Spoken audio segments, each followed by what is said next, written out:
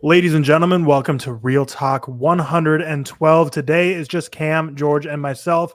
No Seth this week. I believe he's in Portugal, if I'm not mistaken, having a good time. I can't remember if it was this morning or yesterday morning. He was golfing.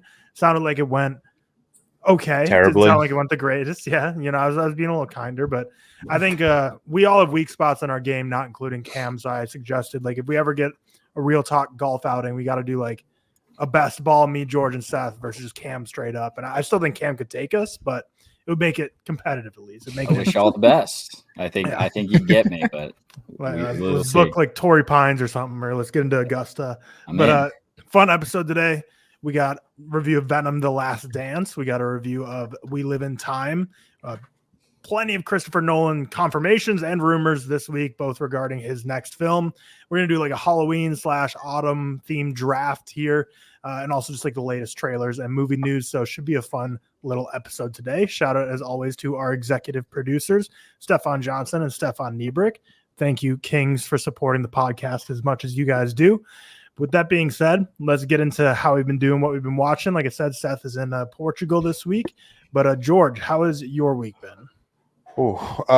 Week's been good. We're at the point of the last 2-3 months of work where it's just very boring stuff. So I feel like every week I come on here and say nothing new at work, because that is the case, but which makes my life sound very boring at work, which is also kind of the case. But it's just the back and the Q4 is always so boring because it's nothing fun client related. It's always just trying to wrap up the year while also trying to prepare for the following year.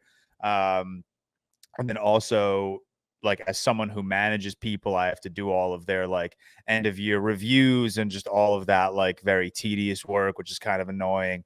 And that started last week for me, which is also a little annoying. It starts very early. So it's just it's good work. It's always, I say this all the time, it's good to be busy, but it does get a little boring at the end of the year. And it also gets boring because a lot of people just use up all of their work from home time towards the end of the year. So the office is empty, which is nice on Fridays and Thursdays because I could just throw a movie on my phone and just not really interact with human beings. But after a while, that gets a bit annoying. But other than that, the week's been fine. I went to the Conclave premiere, which was fun, I guess. It wasn't really, it's weird calling certain things premieres because it's not really an event. It was literally just watch the movie and leave. And Edward Berger and Ray Fiennes and Isabella Rossellini came out and introduced the movie. But there was no Q&A. There was no after party of any sort. So calling it a premiere seems weird. It was more just an early screening with the added perk of Berger and Ray Fiennes being there. But Conclave was great. I don't think either of you have seen it yet, but I really enjoyed it. I know it seems to be getting more mixed reviews than I had anticipated. I know K Meeks wasn't the biggest fan. Sophie was a little lower on it, but I'm also seeing 4.5s and 5s. So I'll be very interested to see where you two and Seth land on Conclave. But I had a really good time with it. I've obviously never read the book, so I don't know the source material. But the movie itself is great. Ray Fiennes probably would be one of my 5 Oscar nominees. I'd have to really look at that list of best actors of the year. But he was really good. I really like him.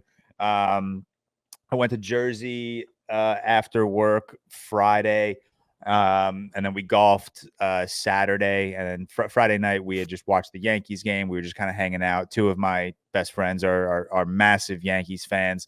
One of them to the point of not even wanting to watch the game with anyone. We texted him Friday morning. He lives a little further.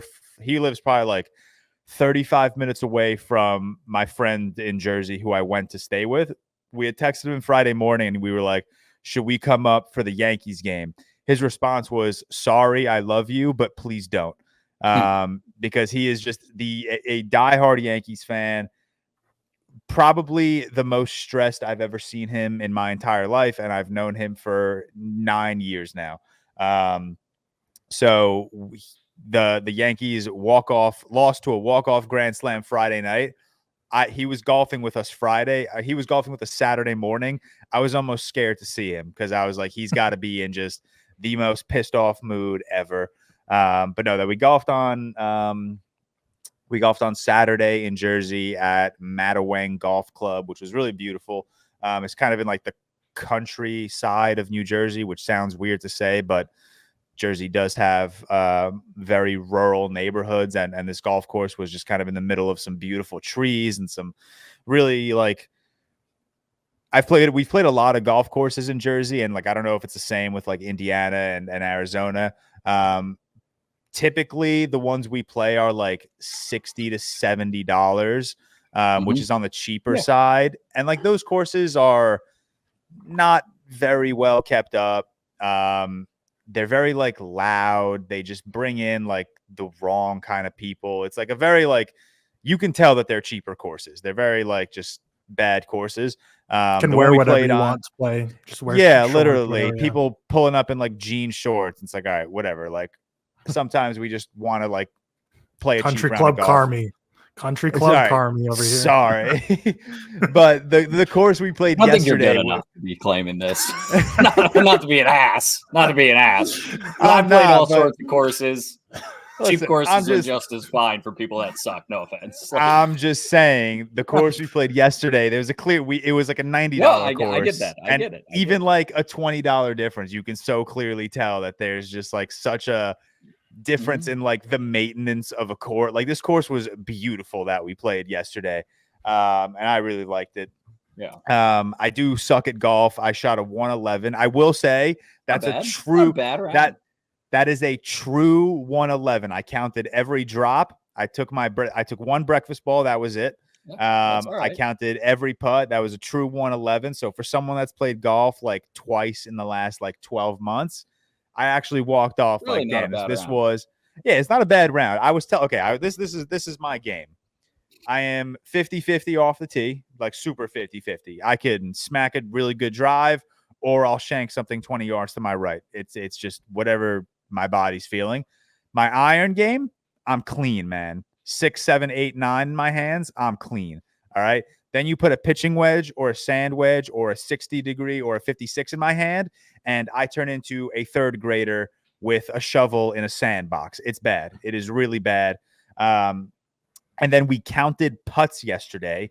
So through 18, I only putt 34 times, which is less than averaging 2 putts a hole. So I was putting very well yesterday. But still, I shot a 111, which tells you how many. I swear, you put a sand wedge in my hand, I'm shanking it across the green. I'm running across the green. I'm getting there, doing this. I'm just going back and forth before I even get on the green like 3 times, which is embarrassing. Put a sand wedge in your hand, you become Rafa when he's not on a clay court. Just falls apart. All right. Dead. Stop. 2 Wimbledon titles, 2 Australian Open titles, 4 U.S. Open titles. He's mid. He's not mid. He's not a clay court merchant. He's still insane off clay. All right. Goated man. But I came back last night. We watched The Hills Have Eyes. We watched the last like 3 or 4 innings of the Yankees game. And then today, oh wow, we could talk about what we did on Sunday. We're recording this at 6 p.m. Eastern, so which is different for us. But we woke up, we went to the gym, Victoria and I, and then we walked through Central Park. And then we met my sister for lunch, and then we just kind of been relaxing the rest of the day. But that's kind of been my week. When did we talk last? Last week we talked Smile. So after Smile. Okay. I watched Sinister. I watched Sinister with my bud. It was the first time he's ever seen it. That movie's so scary, you watch that man. Twice, or I thought you said you watched that before. Oh, did I talk about this last week? Well, okay, then yeah, I think so. Okay, unless you watched it twice. No. I only watched it the once. I know we talked Sinister because I know I drafted it for our scariest movie draft. Either way, that movie's fucking scary. Don't watch it, Cam. I watched the Nicole Kidman, The Others. Kind of instantly fell in love. Really heartbreaking ghost story. Not really like scary. Like genuinely, I would love for you guys to watch it. It has like its frightening moments, but like nothing crazy. I watched Grave Encounters, which was the found footage psychiatric ward film that our friend Evan Solo had recommended. I did not like that movie. It was really bad. Just kind of falls into like every single found footage trope and cliche that I just absolutely hate. Conclave I mentioned. I watched It's the Great Pumpkin, Charlie Brown. Just 25 minutes. It's so fun, man. Just 25 minutes of just a great time. Rewatched Venom, Let There Be Carnage. Hilarious movie. Like genuinely some hysterical. Genuinely bad. Oh, I'm not saying it's a bad, good movie. I'm just saying there are funny ass one-liners. And then same thing with Venom, The Last Dance, which we'll talk about. Our good friend Sammy, regular guest Sammy of the pod, recommended I watch Phantasm from 1979. I thought it was very fine. It was like a very just like quirky, never really taking itself seriously, kind of like horror movie. I hesitate to even call it horror because I think it's so overshadowed by its quirkiness that any like attempt at being like scary or spooky kind of gets just like devalued. I did watch a movie that came out last year called Humanist Vampire Seeking Consenting Suicidal Person.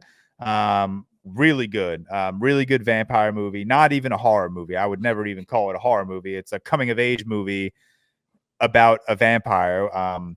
Essentially about a vampire. This she's not young. She's apparently like 85 years old, but she obviously appears to be like I think she's like 17 or 18 in the movie.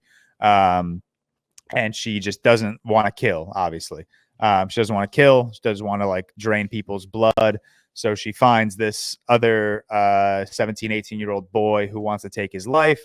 And they kind of come to like a mutual agreement. And then like things unfold from there. But really, really great movie. I've been comparing it to that Netflix show from 2017. It's The End of the Fucking World. I don't know if you guys have ever seen that. Exactly what was coming to my mind when you were explaining that show. Yeah, just exactly the same like vibe, same like persona of the main characters. And I really like that show. So if you really like that show, I think you'll love this movie, which I did. And then, like I said, Victoria and I watched The Hills Have Eyes last night, which really bad. We watched the remake, by the way, not the old Wes Craven movie. We watched the remake, and the remake, it felt very much like they were trying to, I guess, recreate like that gross environment of like the Texas Chainsaw Massacre. But it never like came together the way like Rob Zombie's House of a Thousand Corpses came together, because that's a movie I also compared to the Texas Chainsaw Massacre. But like The Hills Have Eyes just kind of fell flat everywhere else. Like it was a gross movie. There were some gross sequences.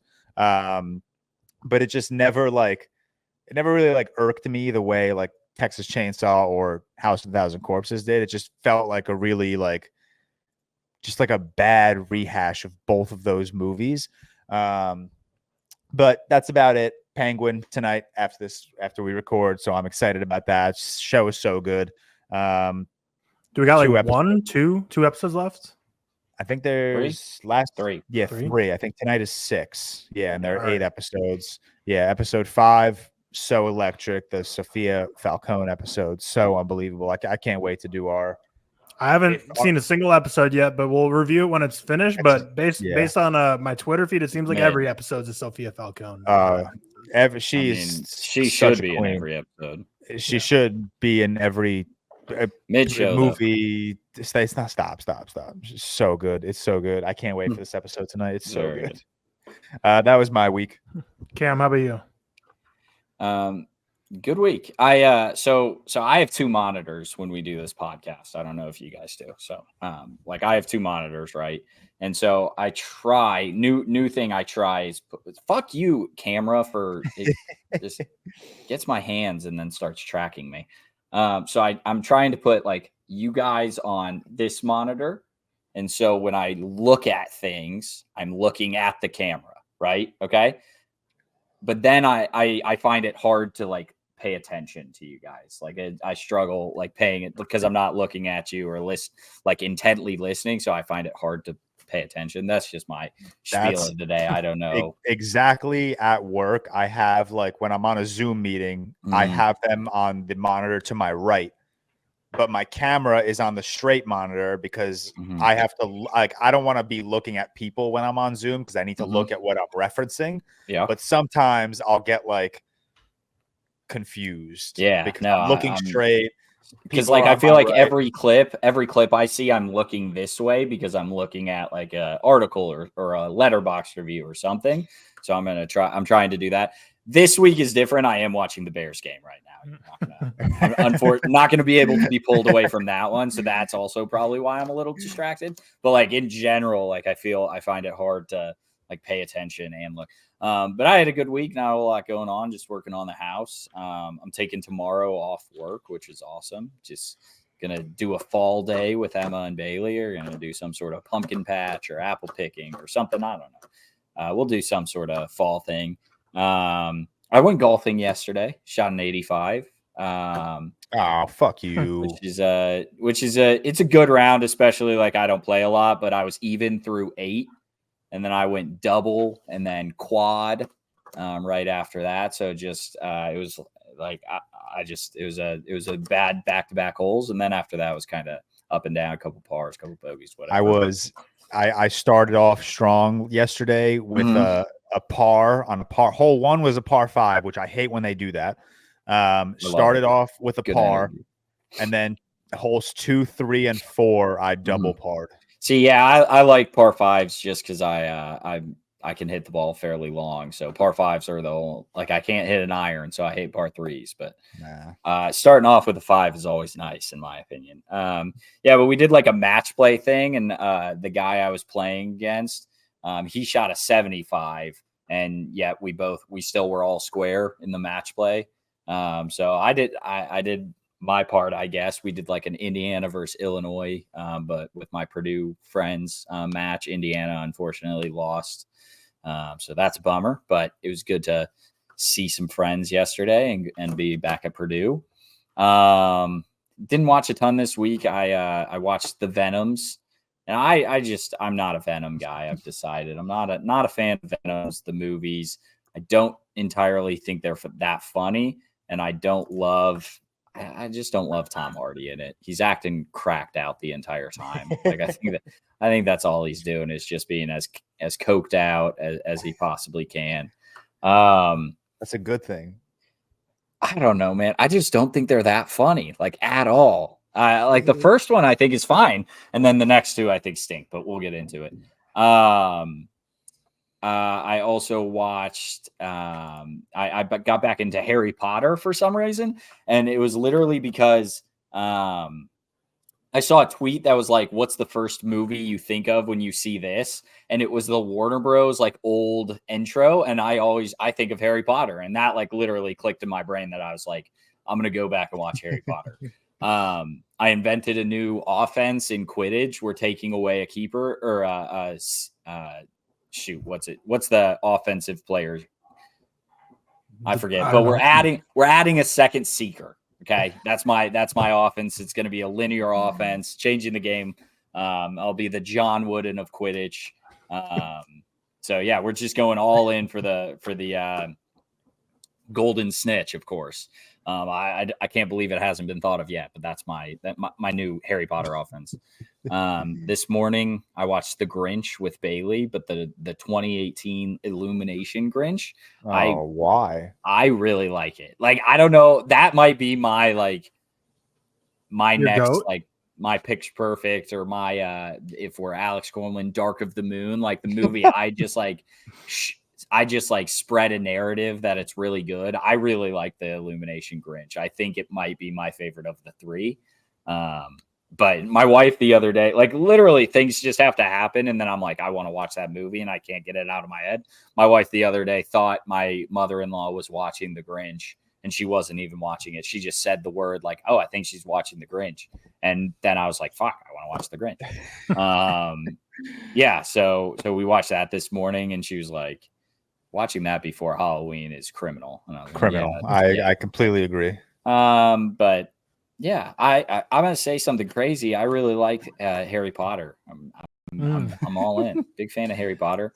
I still don't take away any of my slander saying like Transformers is more fun or Star Wars is better. But I like Harry Potter, and I can't get over how much of a scumbag Don't say it. Dumbledore is just for awarding phony points. I've talked it plenty, but like he gives 10 points to Neville for standing up to his friends. Hell yeah, dude. That's a sportsman. That's like literally the "I touched the ball, coach. I touched it" ad for like the sportsmanship. Pass it on. Like, what are we doing here? This is nothing. I'm not a Slytherin guy, but like game recognizes game. They were up 200 points and just got it taken away by BS. It's crazy. Yeah. Tell them to be, if they were nicer, they would have been rewarded additional points. Gryffindor is like the Kansas City Chiefs of the league. Like just getting every call to go their way. Like I truly couldn't believe what I was watching. He also he gives out 50 points to both Ron and Hermione, and then 60 points to Harry just to even up it a little bit. Like, hop off it, man. Doing tricks on it. Literally. Doing Wingardium Leviosa's on it. Yeah, crazy, man. It's just insane. I can't get over it. Yeah, Dumbledore, you're scum. You're an embarrassment to the league. Honestly. Oh man, that's been my week.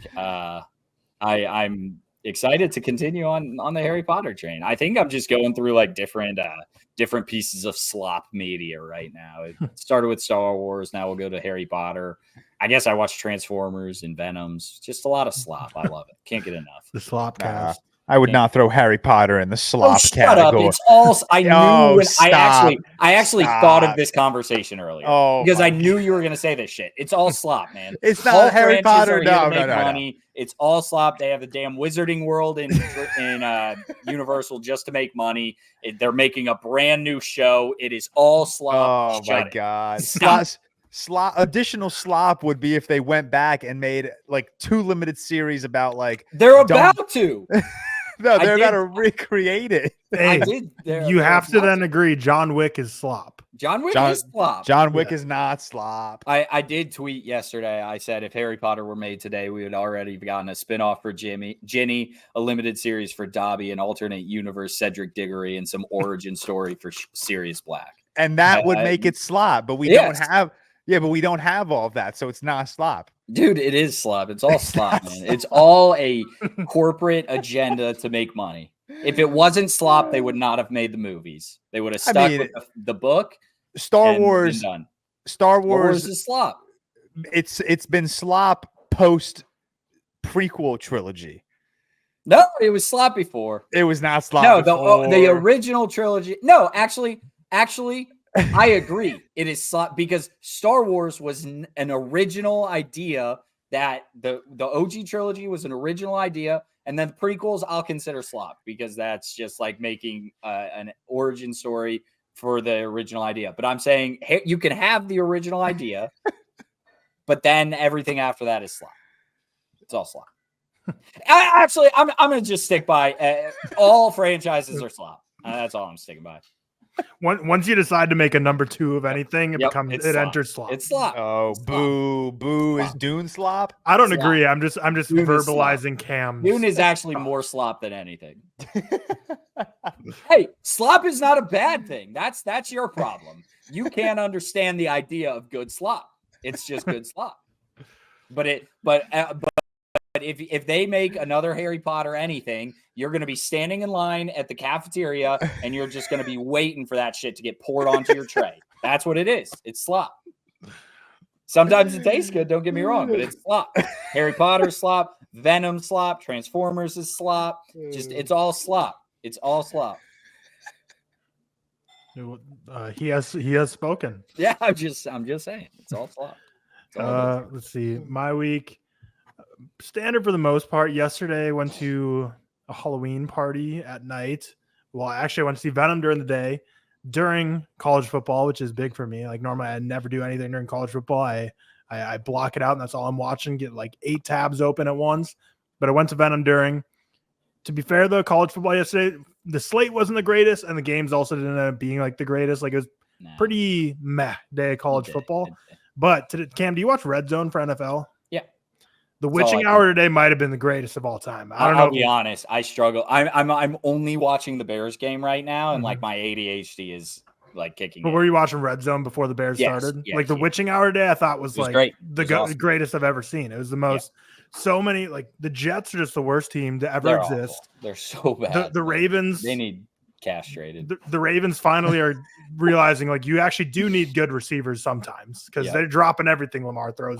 Dude, Lamar whiffed a toss to Zay Flowers in the first quarter though, like whiffed him. But I mean, Rashad Bateman had won the game. Hit him in the chest and then the final play of the game, like his receiver just trips in the end zone and he's trying to make an insane play. Just frustrating, but crazy witching hour. But last night I went to a Halloween party. It was fun. They decorated the house like crazy. It was impressive stuff. But speaking of Harry Potter, I was Harry Potter. Let's see. Yeah. I love it. Wait, let me say. Can't see. It's not. Yeah, it's not like it's like screen on screen action. So it's not like. I can see the scarf though. I can see the scarf. Yeah, but that was just stuff we have from Universal Studios because like I texted you guys. So Riley and I got invited to this Halloween party. So like we're gonna be both Draculas. So like we got the costumes like 3 weeks ago.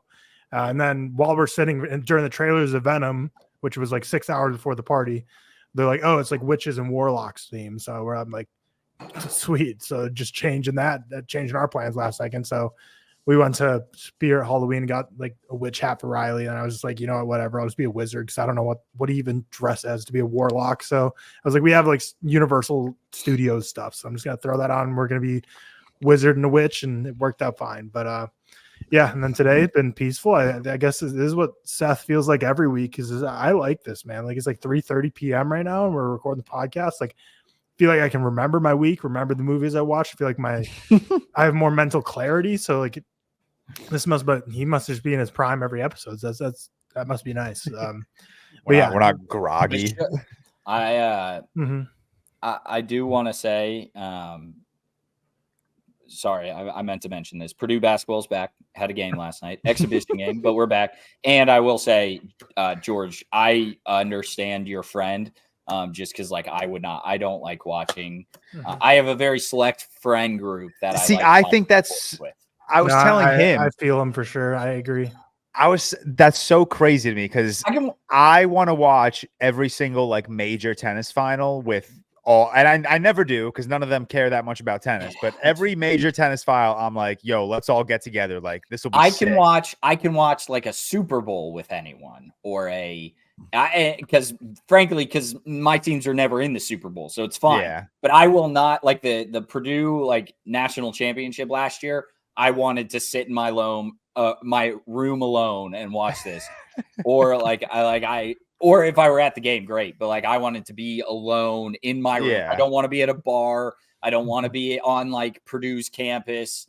Like, that would have been fun, I guess. But like, I don't want to be with like people who don't really care. Much, I guess. I feel like I can be with people. I still do like to be alone, but I can be with people. But I never ever want to be at a bar or like any like public setting where it's like it's like the secondary thing is watching the game, but primary is like talking and drinking and being with people. Like like I want to be alone. Like in college, whenever there's away football games, like you like tailgate and have fun during the day. But like when the game actually started, everyone's like, oh, let's like go to the bar and watch. I'm like, no, I'll just like head back to my apartment and like watch it there because like I want to.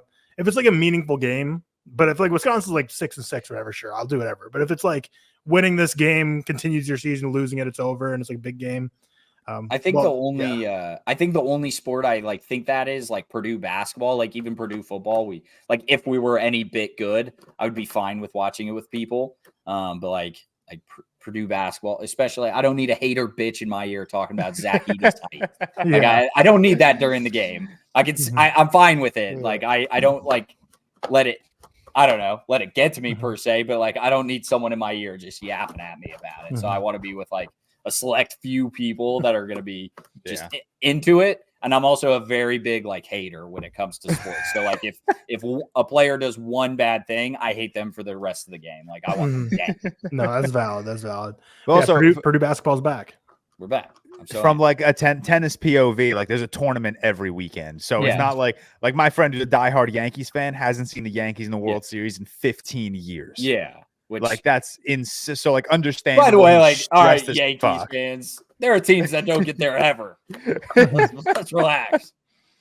Yeah, but Wisconsin football lost, so their season's basically over because 3 losses pretty much at this point ends the season. But like if a team's gonna beat them, I'd prefer it to be my other alma mater, Penn State. So like anytime Wisconsin plays anyone, I'm always rooting for Wisconsin, no matter what whatsoever. But like logically speaking, Penn State like needed that win more than Wisconsin because Wisconsin wasn't gonna go on a run. Their quarterback is so ass. Like Tyler Van Dyke was good, but yeah, rough when he got injured. Now this guy just stinks. But Penn State, they're without their quarterback too, so we'll see if they can make it anywhere. But good weekend of football. Love football season, and now basketball season is right around the corner. Baseball season is almost done, sadly, but we'll see. Hopefully, the Yankees can make it interesting this series. But let's get into Venom: The Last Dance. So Venom 3. Let me pull up the synopsis here. So Tom Hardy obviously returning in what might be his final appearance as Venom. So directed by Kelly Marcel. Till death do they part. Eddie and Venom are on the run, hunted by both of their worlds, and with the net closing in, the duo are forced into a devastating decision that will bring the curtains down on Venom and Eddie's last dance. So we'll kind of like walk through the plot and like talk spoilers and stuff after we give our initial thoughts. So high-level thoughts and what you rated the movie, and then we'll get into the actual film itself. So we'll start with Cam. What were your thoughts and what you rate it? I gave it a 38 out of 100, a 2 out of 5 stars. Like I mentioned, I'm not a Venom guy. I like this more than Let There Be Carnage. I think there was like zero sauce in Let There Be Carnage, but and I don't know. I don't find them funny. So if your takeaway is like it's a fun time, yeah, that's fine. And I'll never be mad at someone for liking slop, I guess. So I'm not like trying to be a big hater here. I don't find these movies that funny. I think for an hour and half movie, it's impressive how like sluggish this thing felt in a lot of scenes. Like they were in that freaking van for way too long, man. I don't understand what Reese Ifans was doing here. Like I don't get what that song they were singing went on for 30 minutes. Hour, dude. I swear they were singing it for an hour. Yeah, dude. I thought Reese Ifans. I thought they were connecting it back to the Tasm movie. I thought he was going to be, and I thought a big reveal at the end was going to to be like, yeah, I'm a hippie now because like I used to be the scientist and now like I'm like living off the grid. And I was like, no, it's just Rissiff, he's back. It's a different character. Different character. Sony check. Also, hold on, Cam. You can't say Let There Be Carnage doesn't have sauce and then post a TikTok, a Twitter picture of Venom with the neon necklaces. That had some aura. Don't get me wrong. There was some sauce there. That was a vibe. Don't get me wrong. Him in the club is funny, and that's where the 1.5 stars comes from for me. Him in the club is funny because when he's like, what's he say? Like, thank you, one guy, or whatever. Thank you, one person. Yeah, that's funny. Don't get me wrong. That's hilarious. Bears touchdown, baby. Yeah, fantastic. Sorry. But like half the budget in this movie, I'm looking at my Letterboxd review. So if you saw my Letterboxd review and then you came here for anything different, you're not going to get it. half this movie was spent on Venom and Mrs. Chen dancing. Like half the budget was on that. That's where all the CGI material went. And it's just, again, that scene went on way too long. Like I don't know. I don't know if I'm supposed to say like shout out Mrs. Chen because I like sure glad she's back, but like I don't really care. Crazy coincidence too. Miss Chen would never be betting or something. No, she was going crazy in Vegas. Venom horse, funny. Venom frog, like that's all fun and cool, but it was like 3 seconds of the movie. Like what we saw in the trailer is what we saw on screen.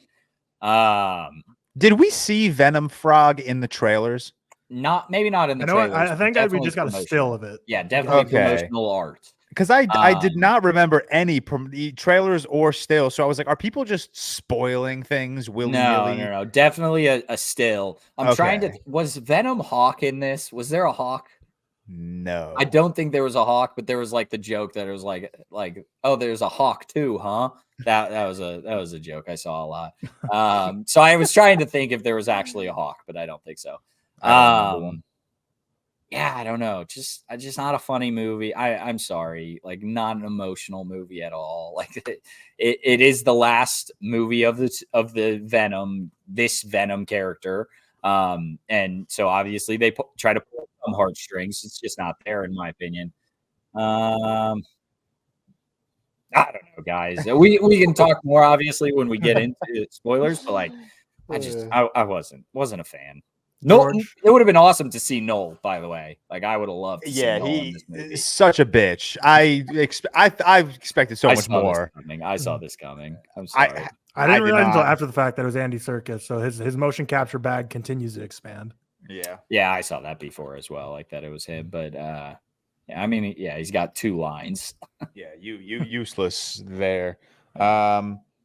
I don't know. I had fun with it. I don't think it's any like better or worse than Let There Be Carnage. I think they both kind of like suck, but like not to the point where I'm gonna like actively shit on these movies. Like the what's this movie even called? Venom: The Last Dance. I'm already forgetting. But like The Last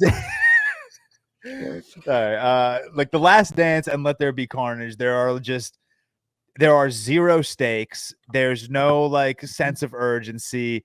I don't care for anything other than the back and forth between Eddie and Venom.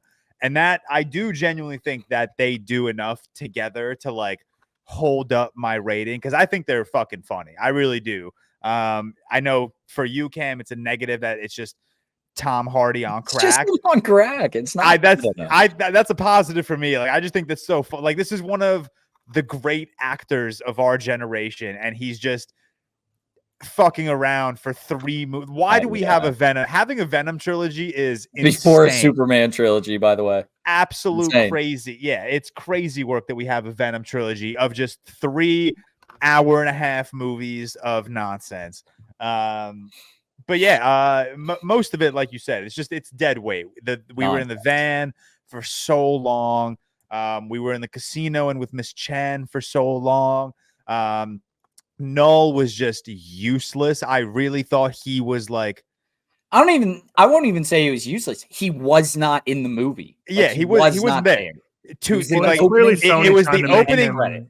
He's going to be the next like big bad. And I think it's very obvious like what they're trying to do, but also I don't think they have the money or like the ability. I don't know if we'll ever see Null again. Like, I don't think they have the ability to make any more of these movies. I think the shareholders are going to say no. Is Holland's Spider-Man 3 going to be like the end of this? Like, I think 4 is 4. I mean, like the end of this Sony verse. Like, is Holland's Spider-Man even technically in the Sony verse, even though they are Sony movies? I think. I think it's from rumors. It's like a Null multiverse story, but I don't want to believe that. But that's the reason I ask is because I thought this was the end. I thought like Venom, the last dance was the end of this Sonyverse. But then obviously we're gonna spoil it, whatever. Post-credit scene obviously sets up like the future. So I was like, what the fuck is going on here? Like, I thought this was it. I think they're going to try to get Null to be a villain of Spider-Man, or possibly they're like Sinister Six, maybe, because they've almost got their Sinister Six, man. If they got Venom, they got Morbius, Falcon Craven. Guy, Morbius, Craven, and then maybe some other clowns are there, I'm sure. I think they're gonna try it, and I think it's gonna make $6.50 at the box office. This is just it's nonsensical, but the movie was just, I don't know. It's poop from a butt, but it's funny. It genuinely did make me laugh. My theater, I will say, very like involved. Like they were laughing, zero regard for like the theater experience. Like in a movie like Venom, I like don't give a fuck, but like people were just having conversations. Guy next to me at one point looked to his buddy and was like, "This is garbage," and I'm like, "Yeah, this is the exact theater experience I expected from Venom." The whole final like sequence at Area 51 was like, when the final, I might want to save this for when we get into spoilers. All right, depending what you're going to say. I don't know. Yeah. You're right. Let's just save before it you for finish that spoilers. sentence. Just want to throw that. Yeah.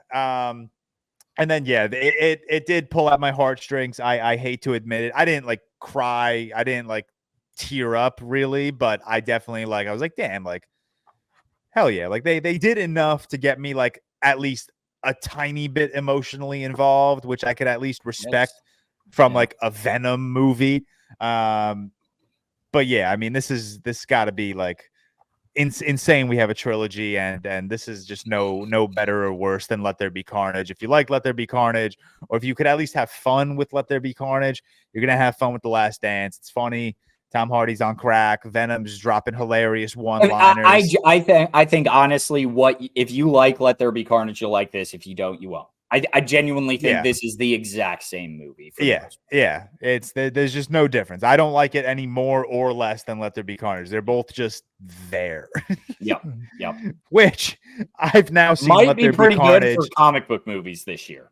Might be a good sign. It is. Listen, it is the best live action comic book movie of the year. We are in a bad place.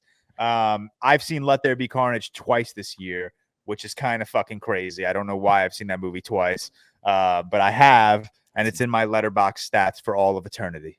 That's insane. It's a crazy thing to watch, man. Yeah, I'm behind on my Letterboxd logs, so I haven't logged. Well, I did rewatch Let There Be Carnage. So I haven't logged that, and I haven't logged Venom 3 either. So I have like 5. I don't know why. I've just been lazy with Letterboxd, but I definitely like this more than Let There Be Carnage. Not as much as the first Venom, which is why I'm surprised, George, that you were able to get like emotional connection out of the ending, where it's like, you know, kind of be like, oh, Tom Hardy, like, look at how far he's come with Venom. Like they kind of did like a Deadpool thing. But way worse. I thought the Deadpool thing, I thought this was better than the Deadpool thing for me. Okay, we can because I don't care. Like the X-Men movies are just so far gone that it's like, whereas like this felt like more. No, I know what you're saying. I just like to talk it more in spoilers, and then that's fair. But yeah, Tom Hardy, just he has so much fun with his character, and you can tell. And I feel like you can get that off the screen. And in his interviews off screen, he talks about how much he really likes playing the Venom character as well. I had a good time with this. I definitely got teary-eyed at points, and I thought a lot of this movie was very meh, and that's being generous. And I think there's a lot of like everything they're doing with like the Sonyverse and what they're trying to set up for the future just kind of stunk in this movie in a big way. But even stuff beyond that, just like, I mean, we'll talk about it in spoilers, but this isn't really a spoiler. Just the whole Reese Ifans like side plot, like doesn't seem like it's doing much for the future. So like the fact that it just takes up like 20-30 minutes of this movie is like weird. I don't know. It's genuinely time filler. It has to. It is, which is crazy for like an hour and a half movie. But the performances are pretty rough too. Like Juno Temple is just like all time terrible in this movie. But like I don't think it's her fault, and this is what I'll say. Every single line she said in this entire movie was so unnatural sounding and like nails on a chalkboard.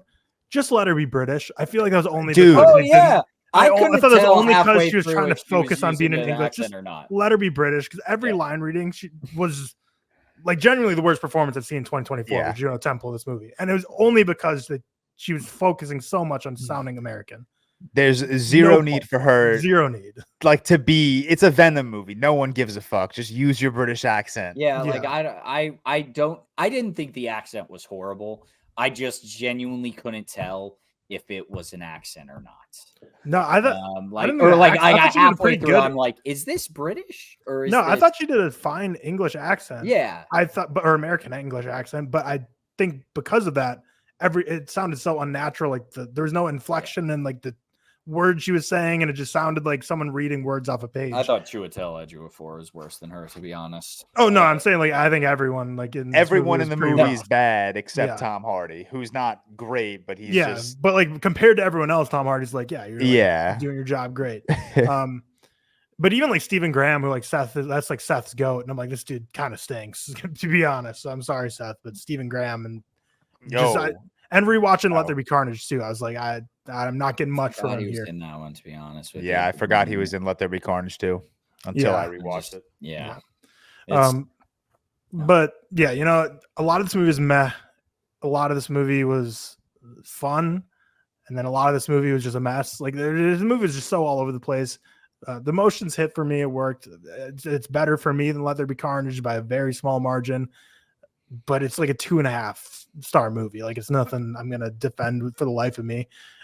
As Riley was about the same spot. She's like a huge Venom fan, but in her mind, she's like, oh, this movie just doesn't exist. Like anytime we go back, like it's just Venom 1's all we need for like the comfort movies to watch. But yeah, it finishes the trilogy. So congratulations on that. You got more movies than Morbius or Madam Web or any other Sinister Six. So Madam Web. That's one. Good job. Yeah, thanks. But I mean, well, the first Venom made great money. I think it was like 800 plus. Yeah, so I was looking up the box office. The first one made about 850 million worldwide. Second one about 500. This one is doing 45. This weekend is about 45, and it's extended debut in China. Apparently these movies do numbers overseas, which is interesting to learn, and about 50 million domestic. So worldwide it's going to be around 200 million, 175 million, which is good opening. Like it's lower than the rest, and it will probably remain lower than the rest, but really not a bad opening for this. So they're going to probably bring Tom Hardy back and wave a blank check in front of his face or something. Just make him come back and get that green screen suit again. All right. Well, he probably loves playing. Zero preparation probably. I think he doesn't. I think he is over it, because all interviews he's had for a while are simply, or for like this movie, have just been talking about how he's not coming back. He's done. He's like, I'll do some other character if they want, but me and this character are done. I think he's sick of it. I think he's done with it. That's my like. I haven't seen any interviews of him, but it's just a lot of like, I think this is it. We're done. And they were like, are you going to interact with Tom Holland? He's like, oh, I don't know, but I don't think I can after this. And so just a bunch of what's he even been up to outside of Venom movies the past 10 years?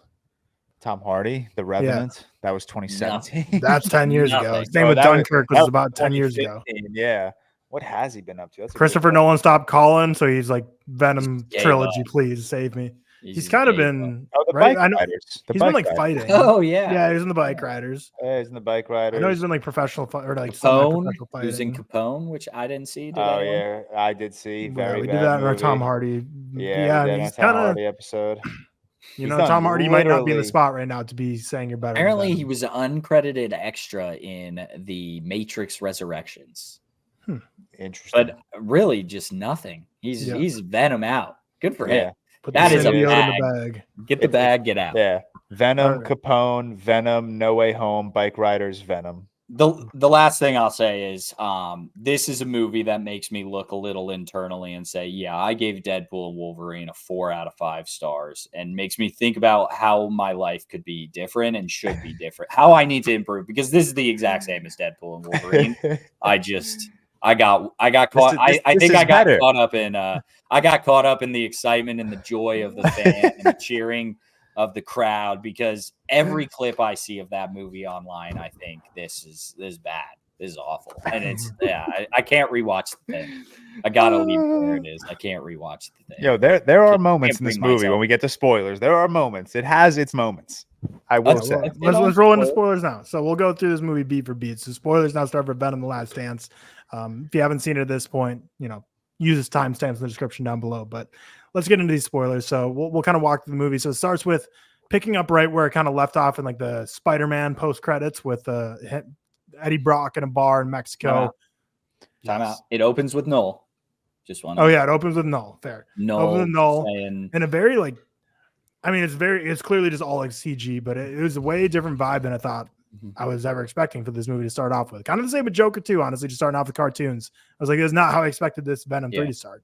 But kind of cool vibes with Null, honestly. I liked it. It felt very like anime-esque, and my anime bag isn't very deep, but it's kind of the vibe I was getting there. Like, he's some like just epic final boss, having people fight in an army for him to free him, and he's gonna wreak havoc apparently. But I know nothing about Null. Cam, Slopmaster, enlighten me. Who is Null?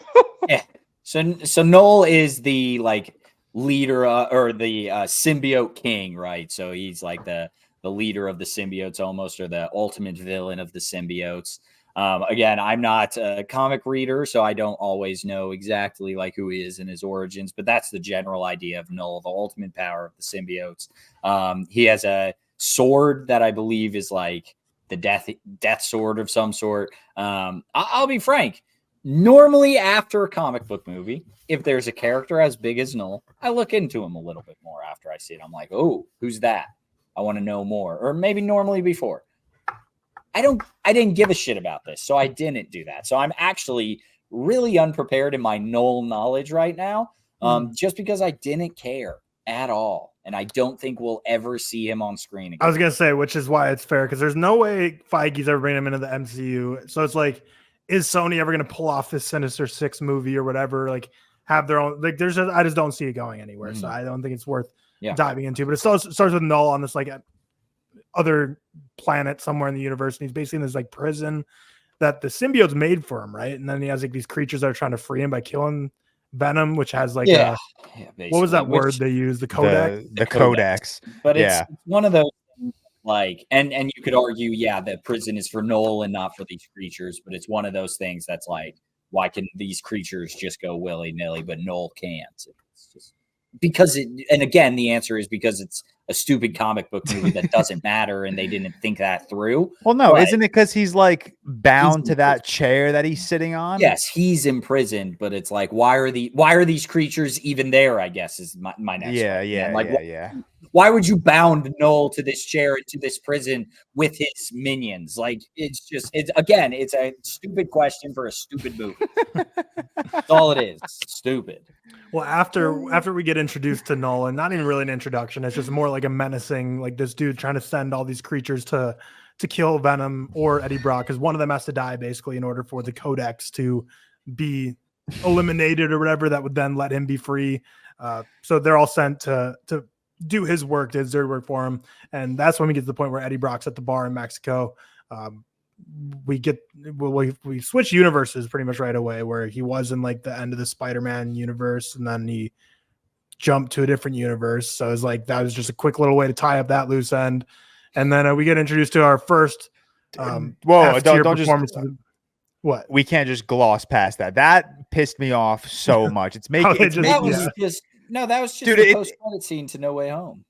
But it's making these post-credit scenes so like irrelevant, you know? I thought the post-credit scene was him getting pulled back. I think the post-credit scene was just him. That's the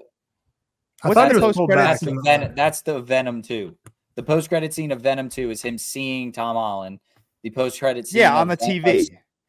Of Spider-Man No Way Home is him getting pulled back into his universe. Correct. I could be wrong. I'm pretty sure.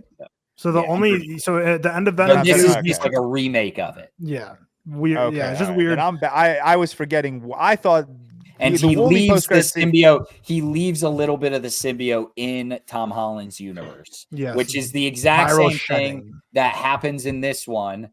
But in his universe, in his own universe. Yes. Yeah, because they say it's like viral shedding. Where, like, these creatures want to stay alive, so they unknowingly will shed off of them to like continue spreading. But this is what I was getting to. Is this is where we're introduced our first F tier performance of the movie, and that's not Danny Ross. No, he was so bad. Cristo He's not doing anything. Come on, Danny Ross. No, he's just crying. Danny Ross again. Yeah, he's just crying about his fucking family being killed for 5 years. Shout out, dude was cheap. Shout out the Ted Lasso community getting the Sony bag in this movie, man. I don't know why. I don't know what the Sony to Ted Lasso pipeline was. Oh my god! But shout out them. I love insane pipeline. Yeah. Crazy. But yeah, so in this is when at this point we find out that Eddie Brock's on the run for killing Patrick Mulligan, who was played by Stephen Graham in the last movie. He's like the sheriff. Well, he doesn't kill him, obviously. It was carnage at the chapel when it all gets burnt down, and the whole ending climax of Venom 2 happens. That's when he ends up dying, which we're in the spoiler section. You find out he's not actually dead. Yeah. Like the government agency was able to capture him and keep him alive via symbiote. But Eddie Brock has been framed for this murder, or they just think he did it. So he's on the run. International forces are after him, while also at the same time, Null's creatures are after him. We get like a little scene where he finds a bunch of dogs that are held for dog fighting, kills a bunch of dudes that fight dogs. Fun little scene, pretty bloody. You know, the Sony movies always kind of bring the gore a little more than the MCU movies, I feel like, because you get a bunch of heads be just straight up chopped off. But fun little silly moment of just Venom and Eddie tag team and having a blast. It's the best scene of the movie. It was a good way to start the movie, honestly. But then at that point, let's see where. So this is when they leave Mexico, and is there anything between then and them? Between that point and them starting to try and get to New York City and getting on that plane? Is there anything in between that? No, next scene is them getting on that plane. Yeah. Which did it like that plane crashed and died, right? For sure. That one symbiote blew up the engine. Yeah, definitely. Because when everyone died in that plane. When they were parachuting down, you saw the smoke. The savage phage is what it's called, went through the propellers. Yeah, dead. 50 people dead. I completely thought the whole parachute thing was gonna like then have a part where it's like they're gonna fly up and like parachute like an Iron Man 3. I thought we were gonna get like Iron Man 3, but no, they just died. Everyone on that plane deceased. All of them. Congrats, Eddie. Nice job. There was a little, I think probably around this point when we're introduced to like the backstory of Juno Temple's character, which is her and her brother. Her brother basically wanted to be a scientist as a kid. On a beach. Dude, talk about the most. I don't give a shit. Man. Yeah, that was rough. Like it's so what it is it all ties into her and Venom that she gets is fast. But who cares? But who cares is the thing. Like, well, I mean, she has to be like a canonically comic book character, right? Like, again, I normally watch some sort of comic book movie, like YouTube page to tell me. But it wasn't worth it for Venom, The Last Dance. Did not care. Venom, okay, well, hopefully it's not canonically, and we don't have to see Juno Temple again. My initial Letterboxd review for this movie was it was like something along the lines of like, I did not expect a Sonic the Hedgehog cameo in this movie because of that. Literally. Was that really what her whole backstory was leading to? Just the fact that her Venom is just fast as fuck? Yes. Yeah, of course. Because she has like electricity running through her is the idea. That's so crazy. Because the whole time I was watching the movie, I was like, why do we give a fuck about her backstory? And also like, I mean, the stupid backstory is like her brother wanted to be a scientist. She never really cared about that. He dies and she takes on her dream. And that's when she becomes involved with like Area 55, I think is the number where the government, for some reason, which like they explain, I think basically all they say is like too many tourists come to Area 51. So they're like, for some reason, they're like shutting down Area 51, but like actually underneath it is Area 55 where all the symbiotes are kept and they do all their research there. That's kind of like where Juno Temple, her character, runs the whole science labs there. And we get introduced to her coworker.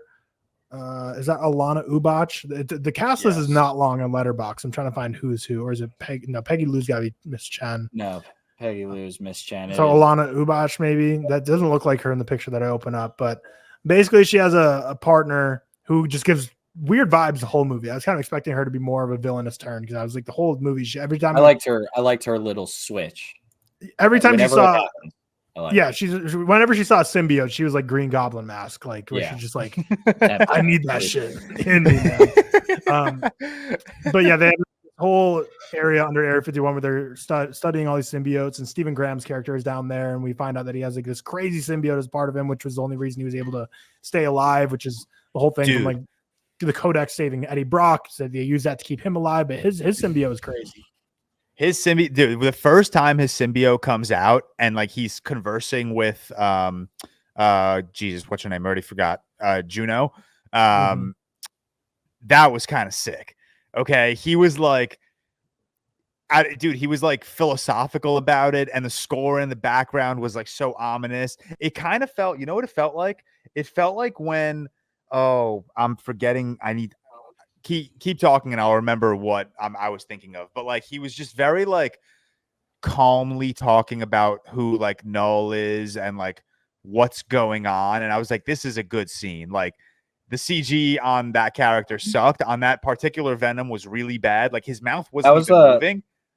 This is my problem with comic book movies is, and not necessarily my problem, I guess, like I'm the problem and like the fans are the problem, but we release this image of like this Baja Blast symbiote, basically, because he's like the turquoise blue symbiote.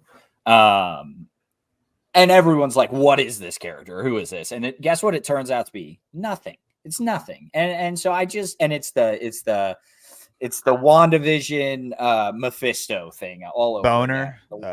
Ralph Boner. Yeah. Just, and I have to stop caring. I have to stop caring. It's my fault and it's the fans' fault.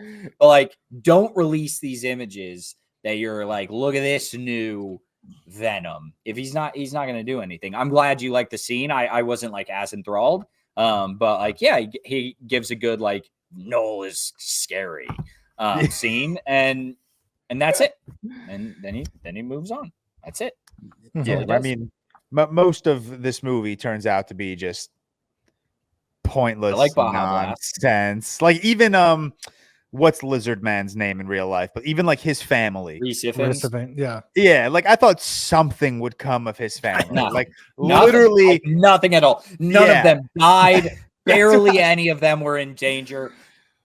Nothing. Literally nothing. They were literally, they just needed like wholesome characters for Eddie to interact with, so that like the final like to get it. No, they neneeded someone to drive his ass to get, because he tried the horse, and that's when the SEAL Team 6 gets him. His goal was to go to New York, by the way. So I assume he's in New Mexico, right? Or is he he's in New Mexico. He goes up to Las Vegas. New York is still light years away. You're not any closer. I'm actually going to look it up. Vegas to New York versus we'll go like Albuquerque to New York. Yeah, because I guess I don't get what the point of him taking the hitchhiker was. Like, what, getting him to maybe a city where then he could get on a flight or something? Which, if he's being hunted by international police, they'll find him in Vegas. It's a 30. They'll find him anywhere. It's a 30-hour drive from Albuquerque to New York. It's going to be longer. This is actually out of the way. It is going to be longer by. What's the drive length? How long to walk? Because he was going to walk initially. Because 37 hours from Las Vegas. You went backwards 7 hours. This movie sucks.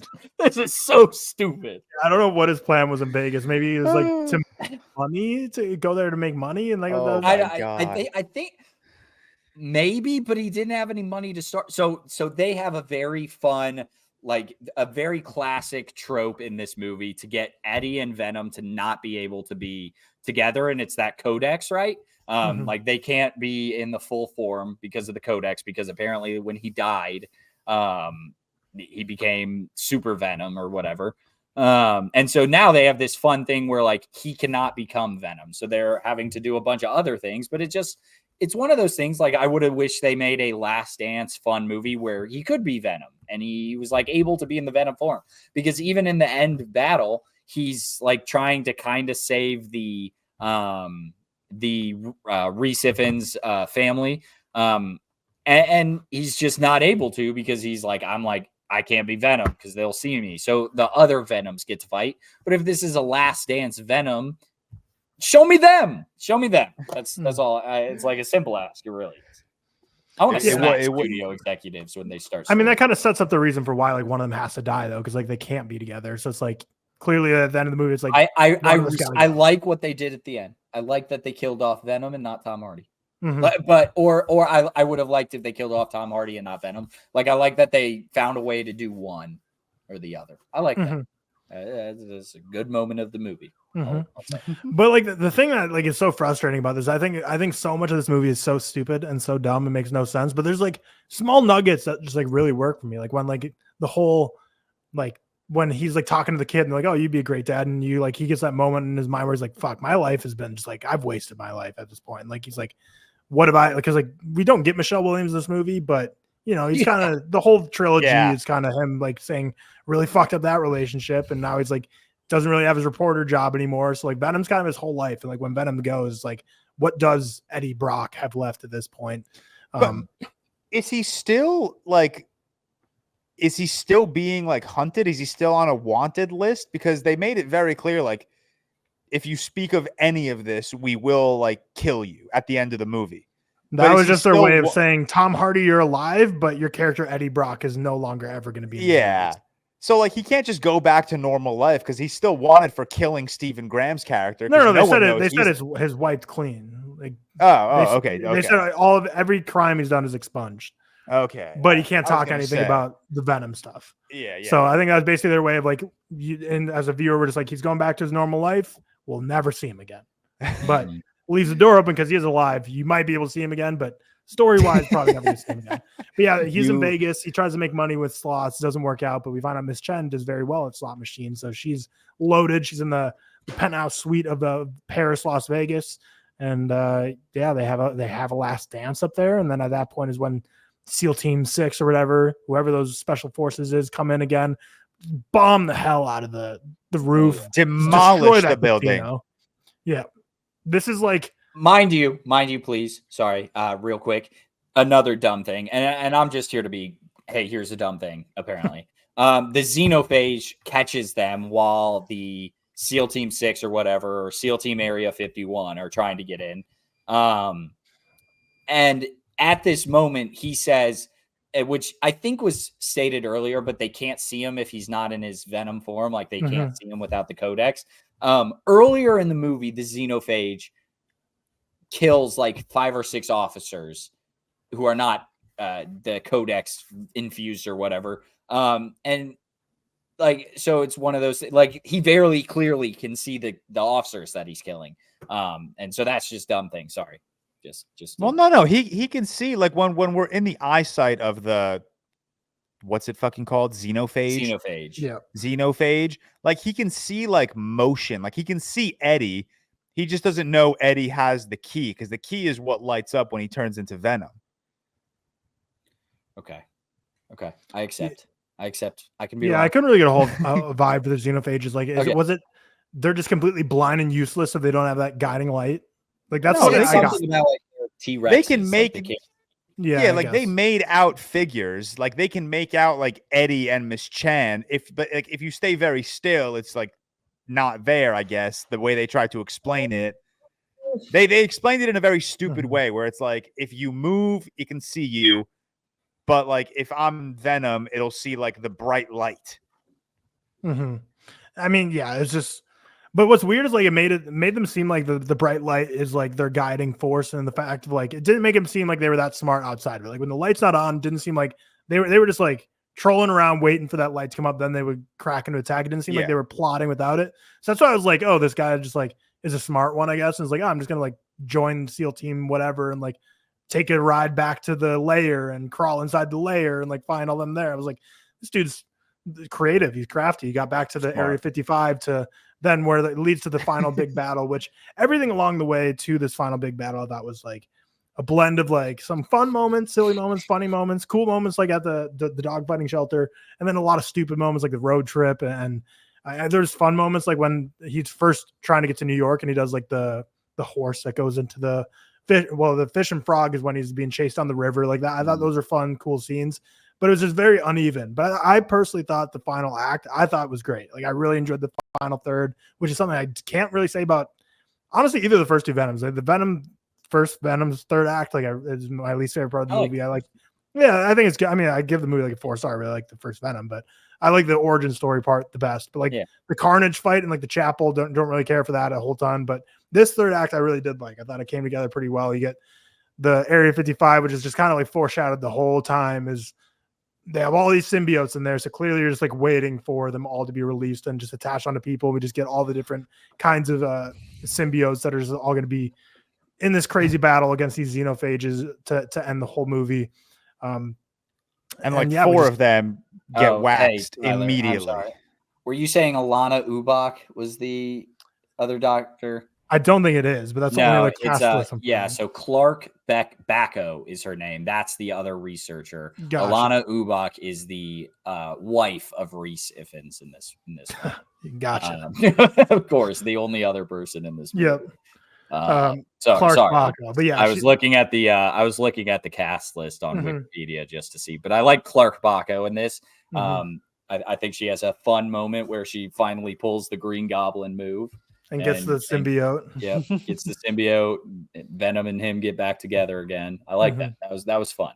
But yeah, like the stupid family's up top of the Area 51 watchtower, like trying to figure out if there's aliens there. And of course they're gonna like fall, so then Venom has to save them. But you basically have this huge explosive battle between the xenophages and all the new symbiotes that are taking over Clark Bacco. Like I'm hovering over her letterbox name and it doesn't say the character. It doesn't for Chiwetel. Sadie Christmas. Sadie Christmas is her name. Her character, Dr. Payne's character, all these people, like a random security guard, I believe, like just gets the symbiote as well. So all these people are alongside Eddie Brock and Venom trying to fight off these xenophages. And we kind of get to the point where they're kind of trapped. It's looking bleak. And that's when Venom makes a decision. Like, I'm going to go conveniently to like these huge vats of acid that are just like out in the open and explode this shit. And we're going to, basically Venom's going to lay on the grenade and kill himself and end all the xenophages to save pretty much everyone else.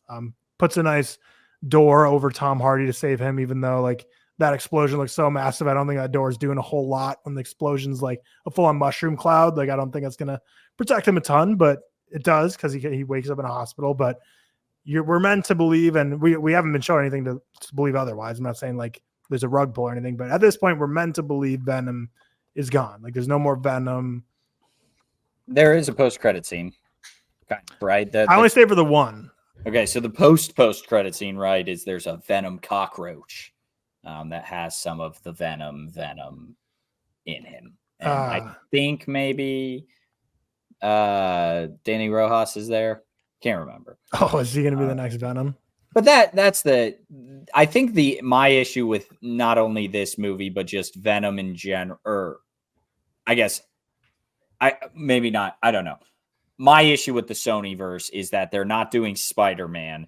And so like the Eddie Brock character is like an important, like distinguished member of the Spider-Man universe. And so like, I'd like to see them interact and be like, Eddie Brock is supposed to be like basically the opposite of Peter Parker, right? He's this big, massive, brooding person who is like has a good family, has a good life, and like this is the idea of like his parents are still around, kind of thing. It's like the opposite of Peter Parker, but he doesn't have any of that humility, and so it would be nice to see. Like I don't want to see Danny Rojas as Venom, you know. I want to see Venom as Eddie Brock. Who hates Spider-Man as Venom. Like that's what I want to see. And it's like what the Penguin is doing right now. Make your villains villains. If you're going to do this villain universe, like make Madam Web a villain, make Venom a villain, make Morbius a villain. Like the Penguin's a fucking villain, but and you're not even rooting for him. But the show is just so good that like you're watching. Like you don't have to make a hero. That's frustrating. No, because I mean, Tom Hardy's Venom is just way too likable to be ever someone you like think could be like someone face. He's goofy. He's like you would never want to see him and Tom Holland actually fighting. And you have to imagine the way they crafted both Tom Holland's Spider-Man, well, any Spider-Man, and Tom Hardy's Venom is like the only way you could have a correct end result would be like they realize, oh, there's a much bigger threat. Let's actually be buddies. That's what they do. Like Godzilla, which is just lame. Kind of which is just lame. I agree 100%. Yep. But we kind of already talked about what happens after that big explosive ending. He wakes up in the hospital, and the like George was saying, the security guy is basically like, "You're expunged, your record's clean, no criminal issues, but never talk about this again." And to me, that was just my way of thinking. That's like, Eddie Brock's not gonna be involved anymore, but he's alive. Drop a little Time of Our Life, Maroon 5 action, right? What's memories? Memories, yeah. Oh, it was Memories, yeah. That was, I think, Time of Our Lives. Time of Our Lives was Deadpool Wolverine. Yeah. So I got my bad. Memories. No, because Venom wanted to see the Statue of Liberty, so Eddie takes him to New York. Well, it doesn't take him, but he goes to New York to see the Statue of Liberty to live out Venom's last wish. But it worked for me, man. I got teary eyed. I'm just way more invested in the like if we go X-Men versus this one. I think X-Men being 21 years old or 24 years old at this point. I think 2000 was the first.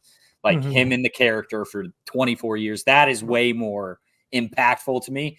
And that was a like just post-credit like fun video. It wasn't like a part of the movie. It was like behind the scenes looks of them like casting, things like that. This was like a part of the movie and going through the flashbacks of him at the club. He was reminiscing on his buddy, man. He's his best friend. Yeah, I get that. I lost his homie. I don't think. Yeah, that was so sad. He wakes up from his coma. The first thing he's like, man, I had the craziest dream. He's like, yeah. Oh fuck, my guy's didn't work for me. Yeah. I mean, yeah, I'm a big Venom fan, so it makes sense why it worked for me more than it would for you two. But yeah, the emotions hit for me. So basically, like my friends asked me, like, it was Venom 3 good? And I'm like, very mid movie, but emotionally worked on me, so it's whatever. But I don't know with the like Letterboxd wise is a 2.6 average rating, but Letterboxd doesn't really tell the story of an average audience.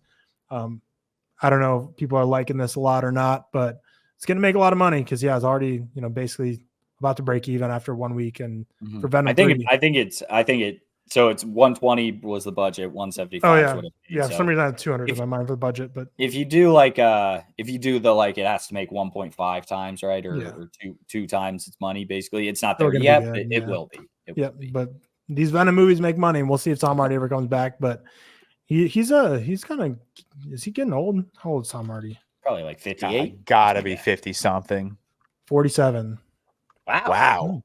He does not in look these good movies. In these movies. Tom Hardy is not a bad looking guy. In these movies, they do not do him well. They make him look like a homeless crack addict. Yeah. Yeah, like, with the Golden State Warriors shirt and like the Hawaiian shirt. Like I don't know, they put like a fat gut on him or something because he looked like he had like he's a jacked guy, right? Because he does jujitsu and he still does that like all the time, like today. So like they had to have done something to make him look weird in the that area. But dude, it's just like it's gross. Like the thing, like Venom 1, like the lobster scene, like it's just gross. And then this movie, like someone's pissing on his toes, like it's just gross. Yeah, like they just make him gross, funny, man. No, lobster scene is great. That's like my favorite Venom moment. That's a great scene. And then the nightclub scene in Venom 2. And then what's like the Venom what's the scene here? Maybe probably him in the casino. It's just him going gambling addict in the casino. It's got that was making me laugh when like Venom just takes over and just starts like beating the shit out of the slot machine. Like in a place like Vegas, if you did that or even come close to anything that level, you'd be kicked out by so many. You'd be arrested. Yeah. Yeah. You know how many cameras are in that casino? Like you just absurd amounts, man. And based on the technology in this movie, I mean, which I'm sure we have something similar to this, it's like any single random gas station in Mexico's camera picks up a glimpse of you and the FBI's on you immediately. So in Vegas, he immediately would have been found, I mean, he was eventually, but they let him get his last dance in with Mrs. Chen first. But yeah, for me, it's going to land at like 2.5. Like I liked him more than Carnage by like a slight amount, but I'm a huge Venom fan. I'm probably just going to be revisiting Venom and like Spider-Man 3 if I ever want to get the Venom urge, but we'll see. Just like Deadpool and Wolverine's final goodbye to the X-Men universe. You never know if it actually was goodbye. Like Hugh Jackman's probably coming back. Tom Hardy as Venom's probably coming back. I think Hugh Jackman's for sure coming back. Yeah. I think after Deadpool, he's for sure coming back. But like before, you thought he was gone, but now that he's back, he's back. Yeah. But I think at least. Any other thoughts on The Last Dance? I think it'd be cool to see Noel and grow this. I just really don't want a multiverse Spider-Man 4. I am one of the biggest supporters of the Far From Home trilogy or the home trilogy, whatever it's called. I don't want a multiverse Spider-Man again. Please, Sony, please. I guess on that, to mention, the first post-credit scene was like basically Null being like, "I'm coming, bitches." That's basically all it was. Yeah, he's gonna. I mean, theoretically, they have plans for him to be in something else in the future. We'll see that if it comes to be. But I don't see it in your rundown and stuff. But we did get some like Spider-Man 4 like news this week that it's releasing July 26th, 2026. So like 2 months after Doomsday. And I think those will change around. I honestly, I think Spider-Man will come before Doomsday. That's just my prediction. But Tom Holland was talking about it and said the script is good. He's more involved creatively this time, so he's not just like he's not like acting on this one, which he is, but he can like make decisions and stuff, which is good because Tom Holland just whatever you want to say about him as an actor, whatever, I think he's just a really genuine person. Like in every interview I see of him, he's just like a very nice guy and a genuine person, and just seems like he just seems like he cares about Spider-Man a little bit. So I think he'll bring a little bit of heart. He also talked about like No Way Home and like how great it is, but also it was filmed in like the heat. So like you get a lot of shit talk about how No Way Home looks bad, but he was like, the hardest thing was it was filmed in like the heart of COVID, and basically every scene is like they're in a studio, but they sent people to like New York to take pictures or videos of the streets. And then they had like markings of blue screen on the ground that he like had to walk around in order to like determine like, oh, there's a cat here or there's a person walking here. Like you have to walk around that. And that was kind of cool to see, just like, cause like obviously the very famous picture of what's his name? I know it's Flash, but no, I know it's Flash. He's like in the tennis outfit. Yeah, he's in the tennis outfit, and like you see the New York behind him, but it's clearly green screen. It's just interesting to see, like when you're talking, like obviously, like people give the movie shit for that, but just like being filmed in the heart of COVID, and he's like, it sucked. No one was on set ever, and just interesting interview. Good watch if y'all want to go see it. All right. Well, we'll end our Venom talk there. Cam, did you watch We Live in Time? Yep. You did? Okay. Sounds good. Well, we'll get into that one then. So next review. And for people wondering, so Conclave, Anora, and there's one other one. Conclave, Anora, and Here is the Robert Zemeckis movie. Those will be the reviews for next week's episodes. If you're looking for reviews of those, Anora's like slowly spreading out. Conclave released this week, but we'll tackle that with Anora next week, and then Here just comes out next week. George, we talked about Here on the pod. It's that one that's like filmed in the same location. Like worst movie of all time incoming. People replied to my tweet saying the same thing. I genuinely do not remember mentioning that movie. It's fine. I have that moment all the time in the pod. I saw that trailer in theaters before Venom, and I was like, "What the fuck?" I'm seeing like de-aged Tom Hanks. The same window over and over again. And then it says like a Robert Zemeckis film, the guy that did Back to the Future, Forrest Gump, blah, blah, blah. And I'm like, what the fuck is this? Do not remember mentioning that on the pod once. No. Yeah. Cam, are the Bears about to win for you? Ref bailout, PI. It was PI to be fair, but like, ref determining the game, ball on the one for the Bears. I'm about to catch back-to-back dubs in our league. This is huge.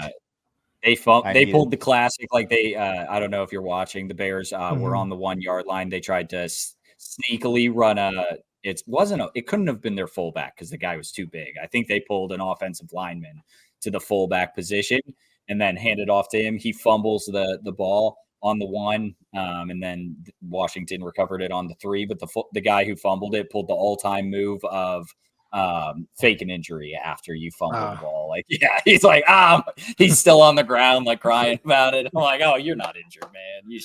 You need something. You need some sympathy here. That's Bears update though. We'll be a DJ interesting ending. We'll see. I feel like the Bears have it in the bag though. Just run it up the gut.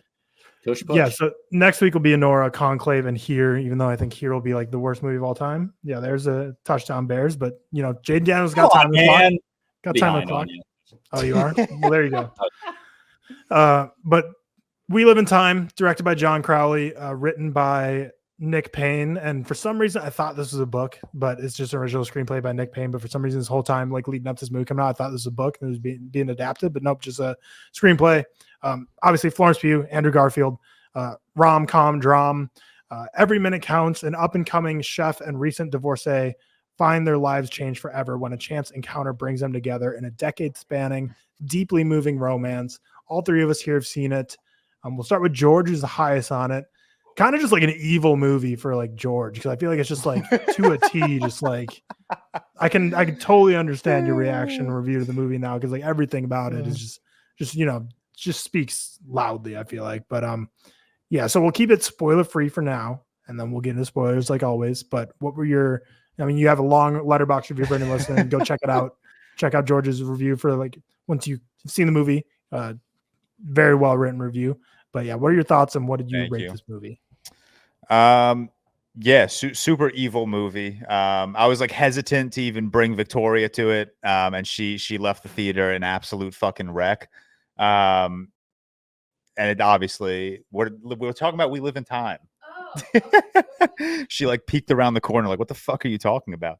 But yeah, obviously a movie that's gonna connect with me and Victoria, I think, more than most. But I even think it goes beyond the obvious, cancer experience stuff. But it's just Victoria and I have been together 10 years. They've been together 10 years in the movie. So there are a lot of like relationship instances that I think the two of us can really just point to and like call back. Impressive. That's crazy. Yeah, Good for you guys. 10 years is a long time. Thank you. Well, is it 10? Yeah. What is it?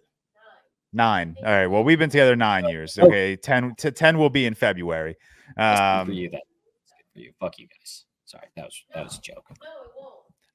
But yeah, the movie definitely pulled at like both of our heartstrings a lot.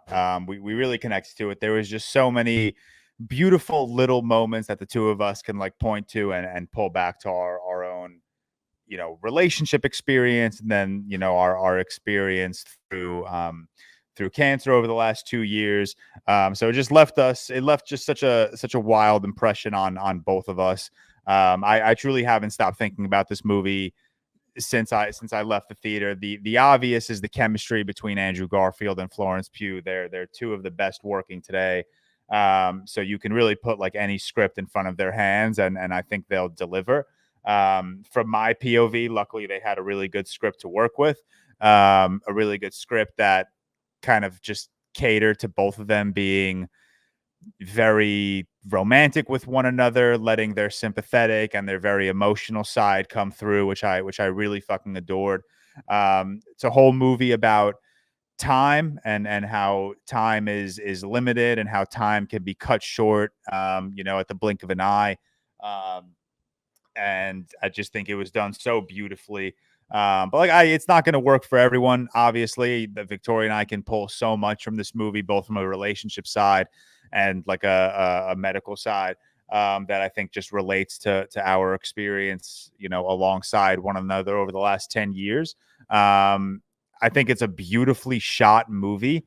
I really was just expecting the screenplay to kind of be the driving factor of my emotions, which obviously it was, but there were so many beautiful, tender moments where this gorgeous score was going on in the background and some of the shot selections were absolutely gorgeous. I know like that sequence on the carousel has been memed because of like the horse's head. But like that sequence just looked really good. Even the opening, it was hilarious. It had to have been a marketing play. It had to have been a marketing play. I refuse to believe that. Lucky. I think they got lucky with it. Yeah, but maybe. I don't think studios are that smart. Listen, either way, manufacture a meme. I don't think. Yeah, either way, the scene was great. Like the scene itself did look beautiful. Even the opening scene of Florence Pugh like running and like picking at the like the berries or whatever, and then going to pick up her eggs. Like this really gorgeous score was playing in the background, and I was like, damn, I'm really in for it. If this is the composition they're throwing at me with these shot selections, and then you toss in Andrew Garfield and Florence Pugh about a 10-year relationship that involves cancer, this movie was just never gonna fail. I was tearing up for most of the movie, and then at one point I looked to my left and Victoria's got her tissues out, just hysterically crying, and I'm like, oh fuck, this is hitting me now really hard.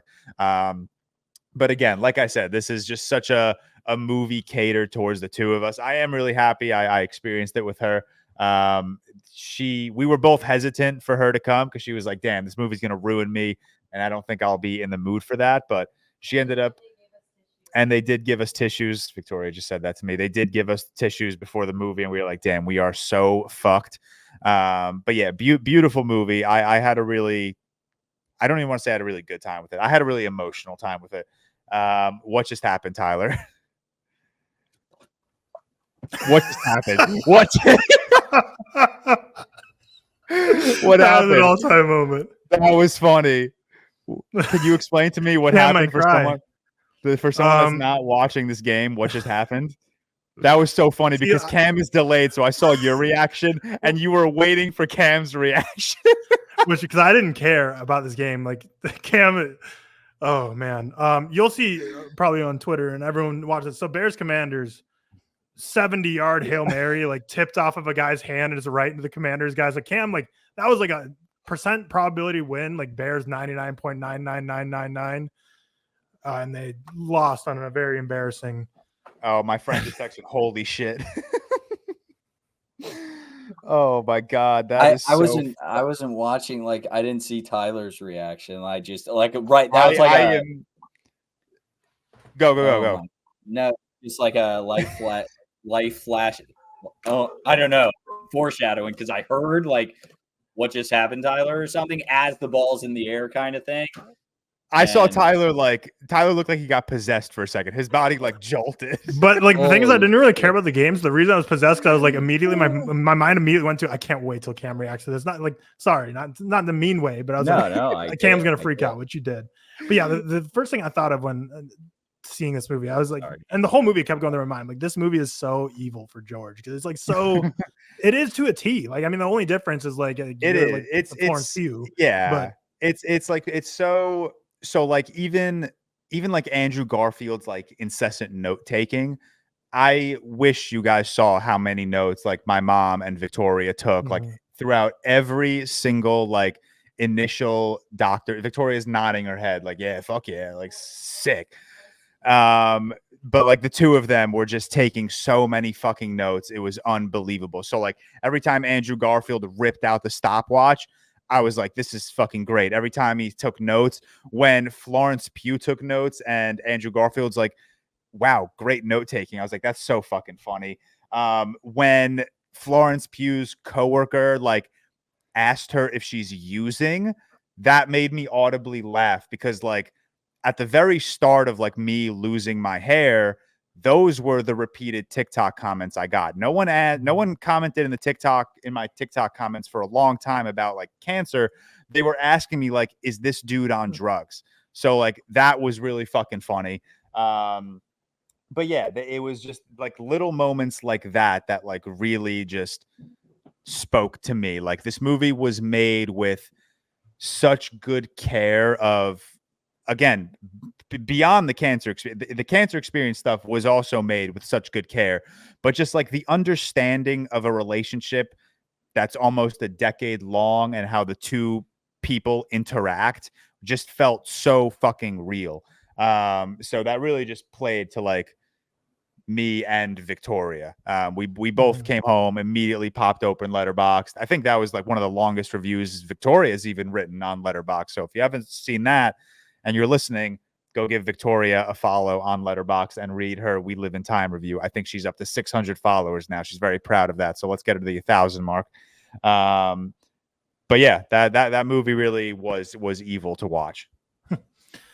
But the thing is, so like I said, it's always hard when like a movie has this kind of subject matter to like it is still like a rom-com. Like there's a lot, especially my theater is like eating up the comedic bits. Like there's a lot of like funny moments and jokes, and like it also like leans into some of the more like humorous sides of stuff that is like very devastating. But like there are moments that like in the chaos they have time for jokes in this. So I think it's does well with like balancing and bringing some like ease of the tension of, because like this is obviously a very heavy subject matter, like your partner, which like that too, cancer, that's like, one thing. Sorry, I keep cutting you off. Like this is like your movie, so. But just like as you talk, you're like reminding me of things, because it has been like what, like a month now since I've seen the movie. It's been a hot minute for you.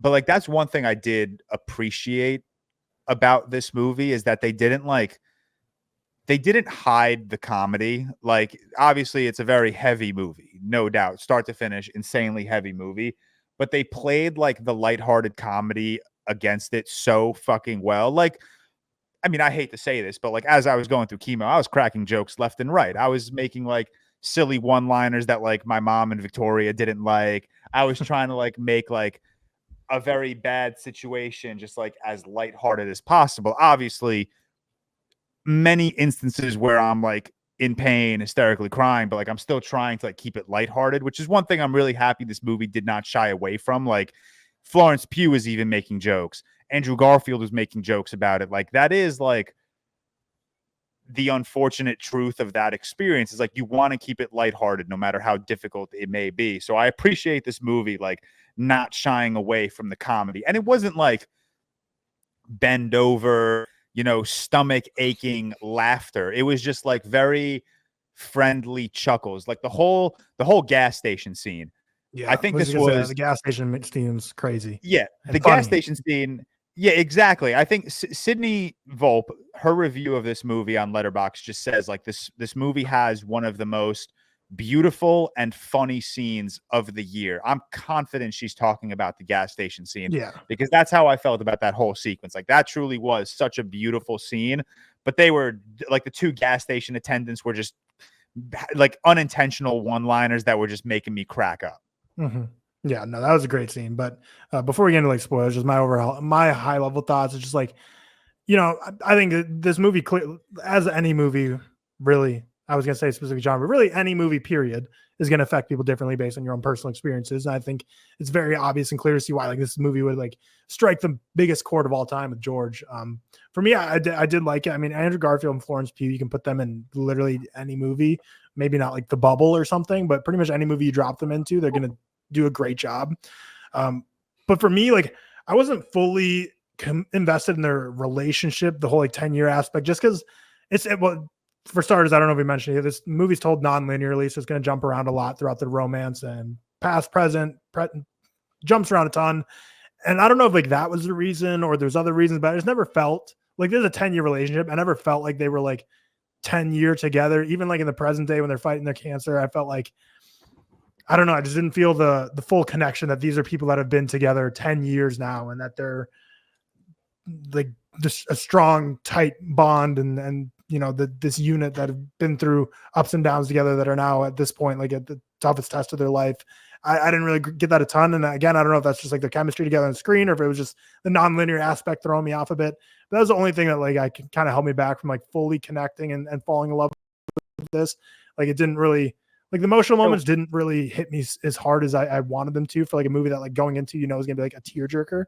But also like I kind of appreciated that about the movie because I feel like they didn't, movies like this very easily can lean into it and be like, let's really make them start bawling their eyes out now and like really lean into it and like use people's sadness and grief as like a weapon against them to like make them cry as like the purpose of the movie. Whereas I feel like this movie didn't purposely just like hammer it home like 10 times harder to be like cry now, like all these kind of like more sad, like a Marley and Me type movie would. Yeah.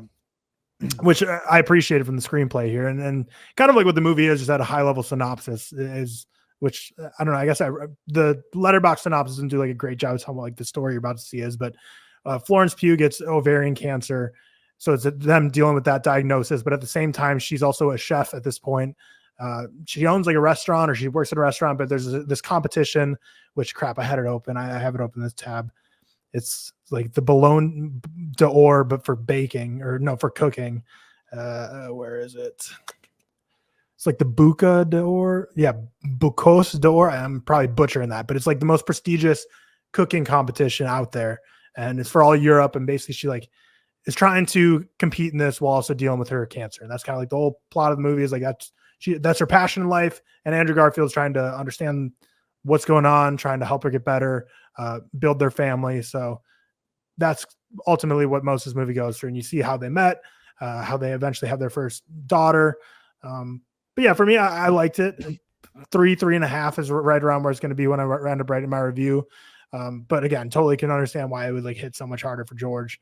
But I mean, yeah, just watching it was like almost just crazy to me. I was like, everything they're saying, I was like, oh, this is just like stuff I feel like I've heard from you, like from your experiences. And like, it really is getting it to a T. So I'd imagine the person who wrote the screenplay had to have has experience with it, form of it.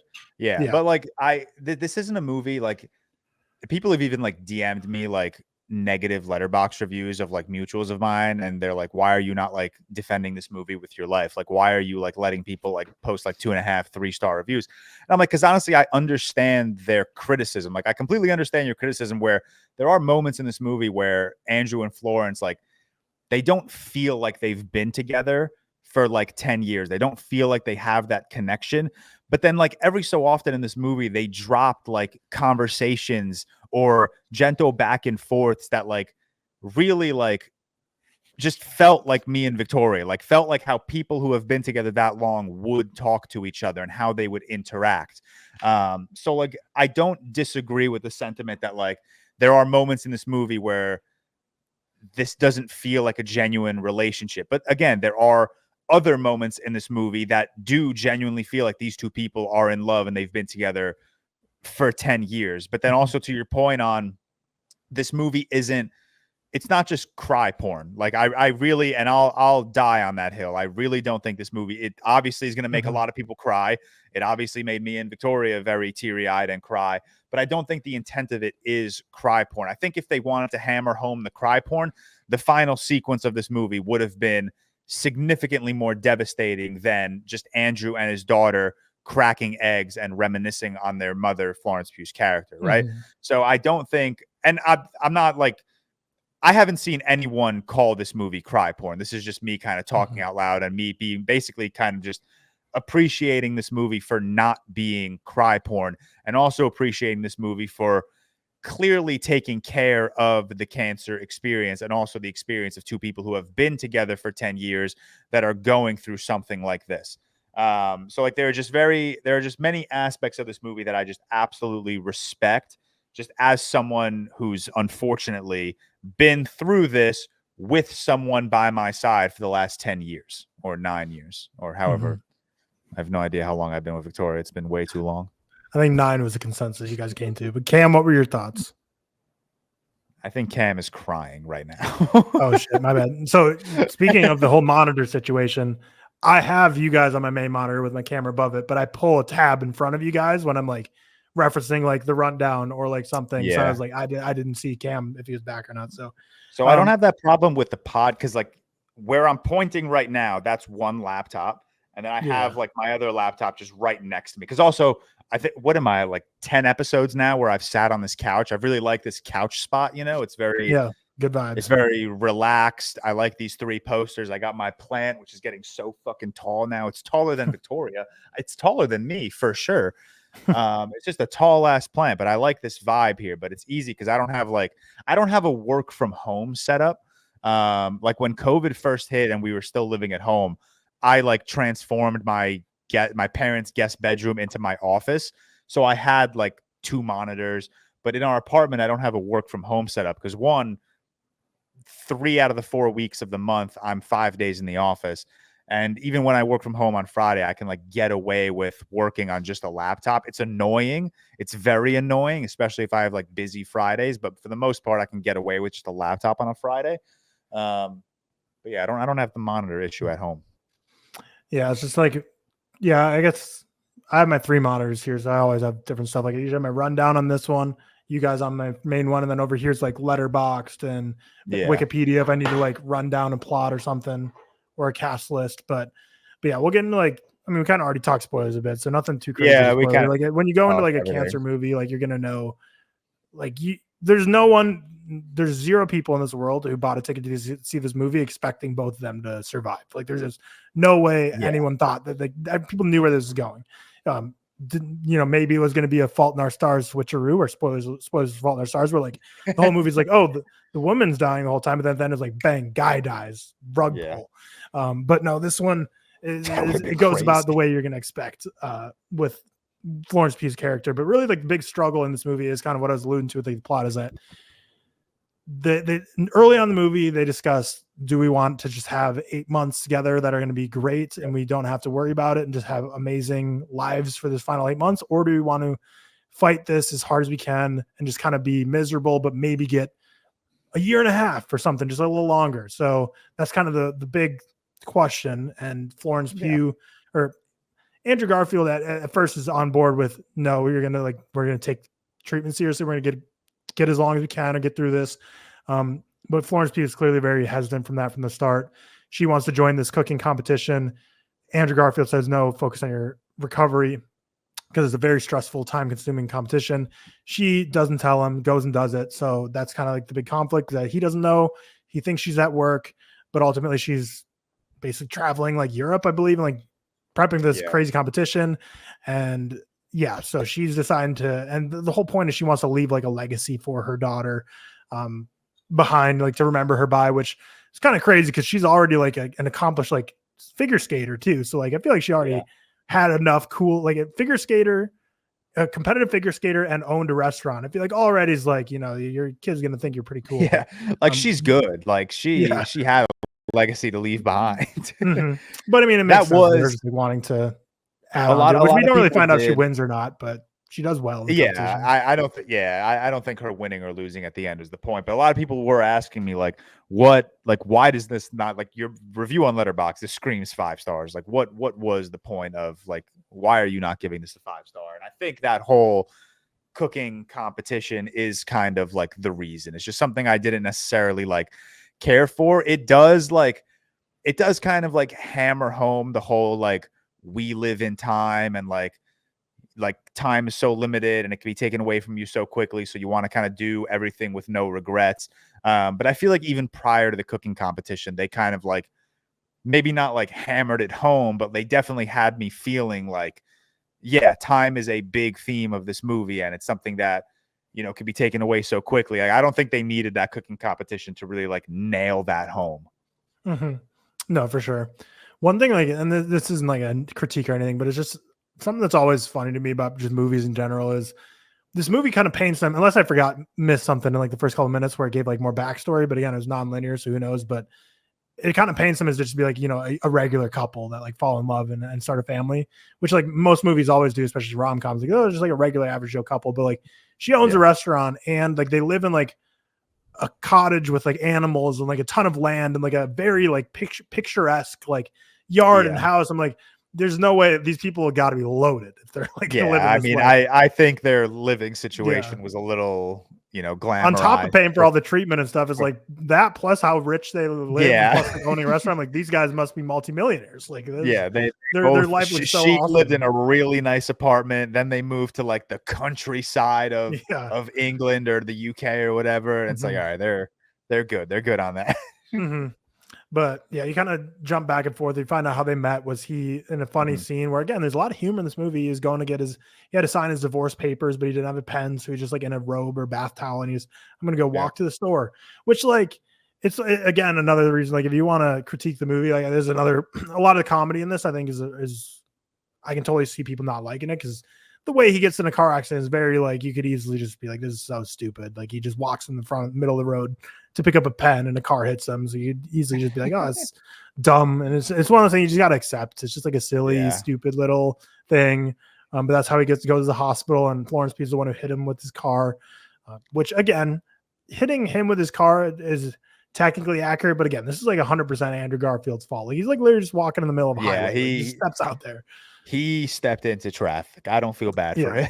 Which, so shout out to the hospital for being like, we don't got any more rooms for you, buddy. We're just throwing you in the hallway like, to recover, like get lost, scram.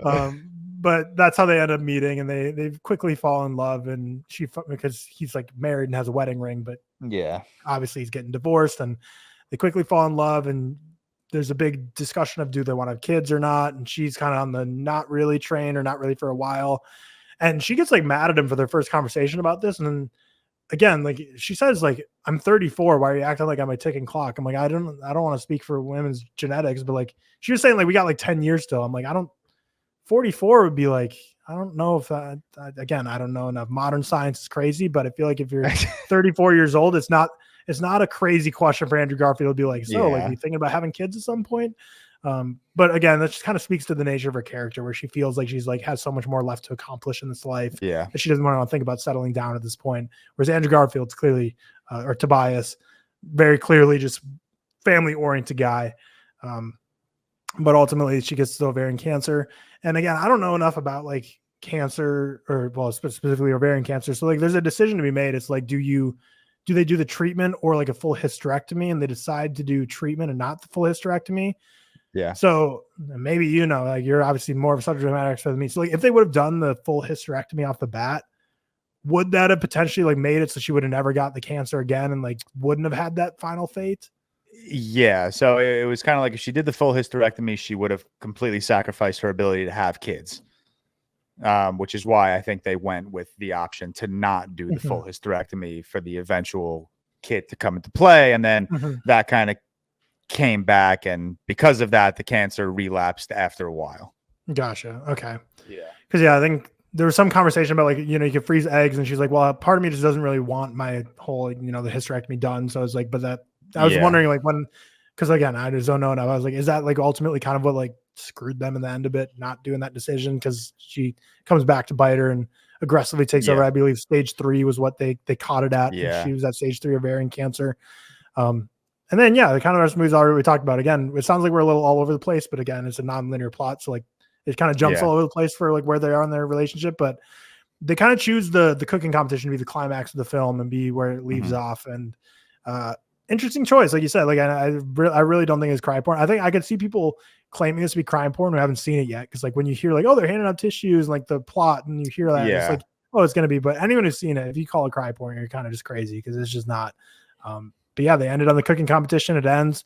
She's clearly deeply uninterested in the result of the cooking competition. It was just more doing it to prove it to herself, prove it to her daughter.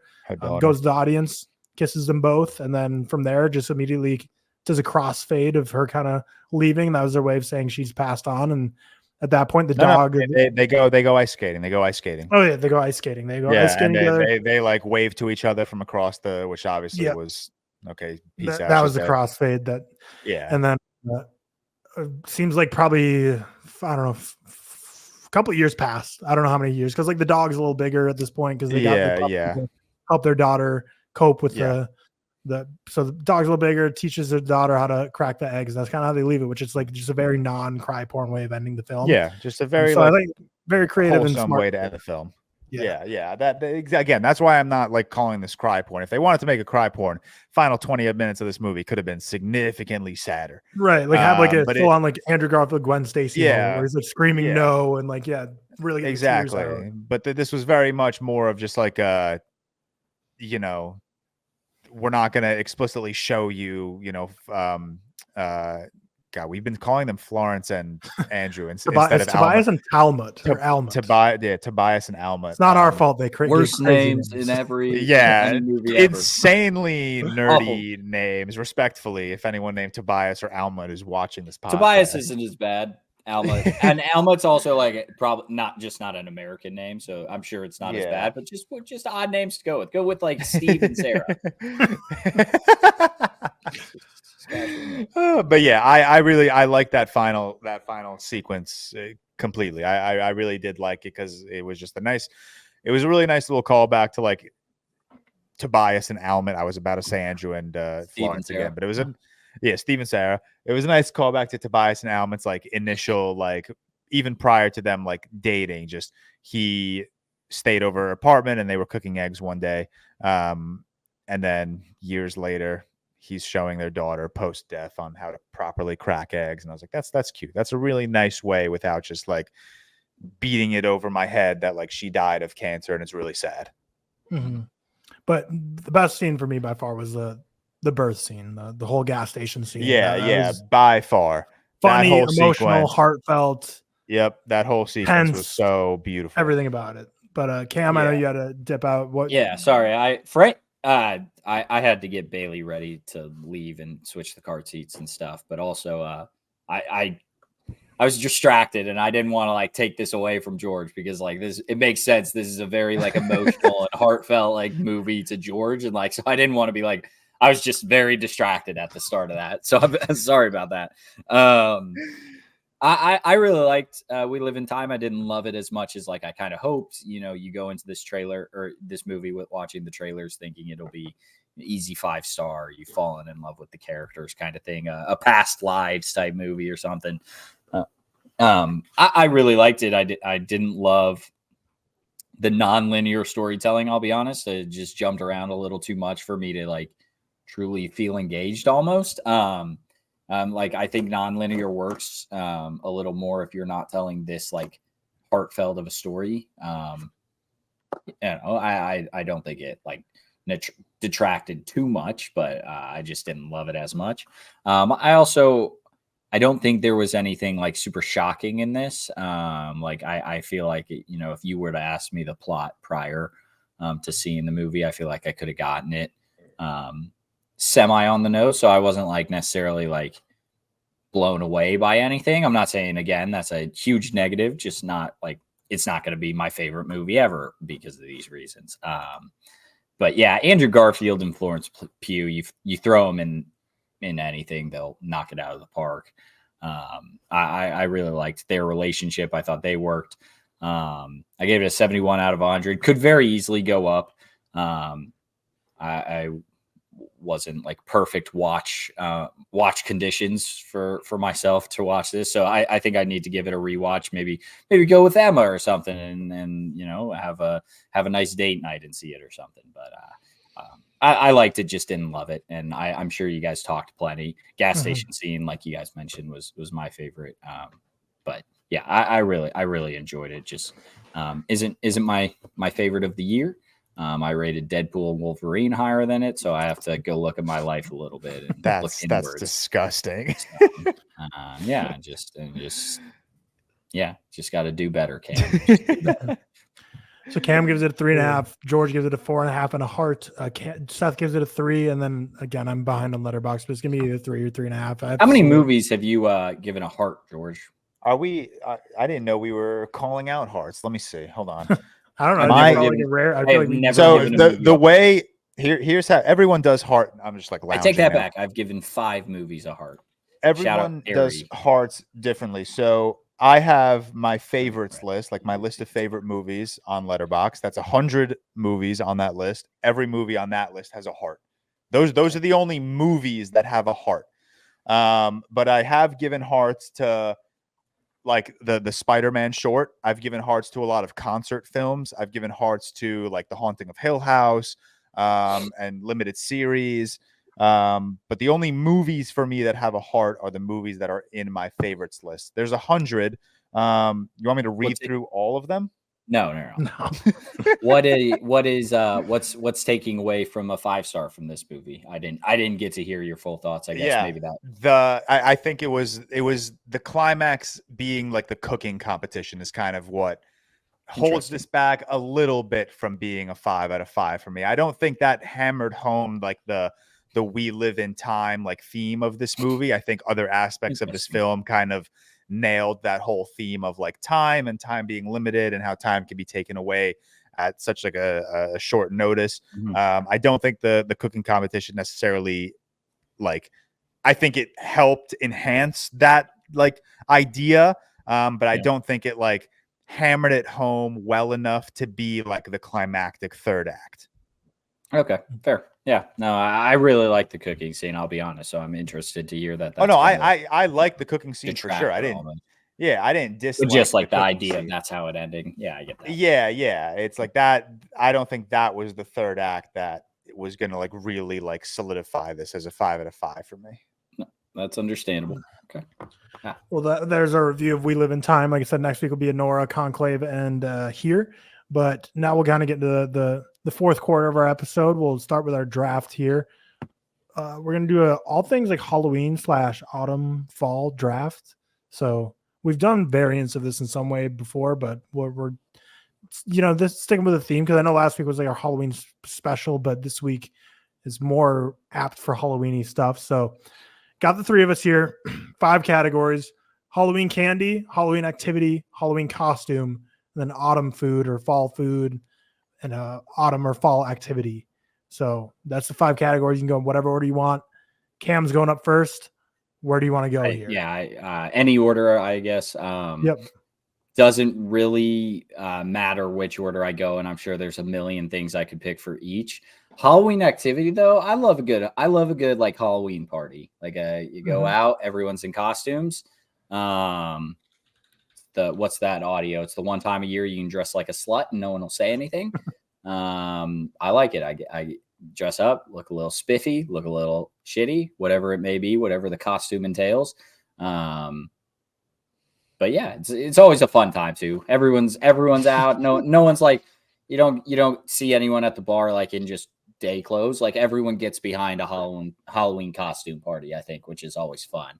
Other kind of parties, you don't always get the full buy-in, but I think a costume party you always do. Mm-hmm. Yep. Nope. Good pull. I don't really know what category I want to start with here, but for